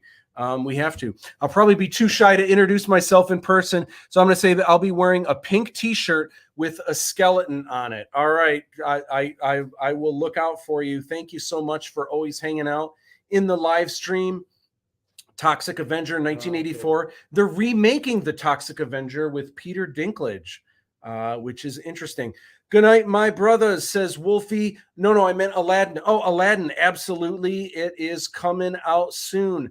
All right, that is the show for tonight. Thank you guys for hanging out in the lounge. You guys are amazing. I will see you next week. Woohoo!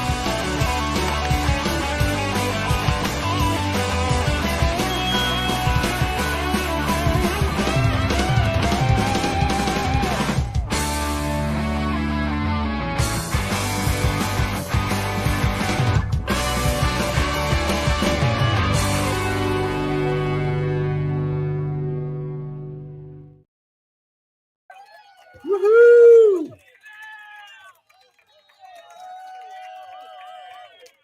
Thank you, everyone. See you guys later. Bye-bye. Bye-bye.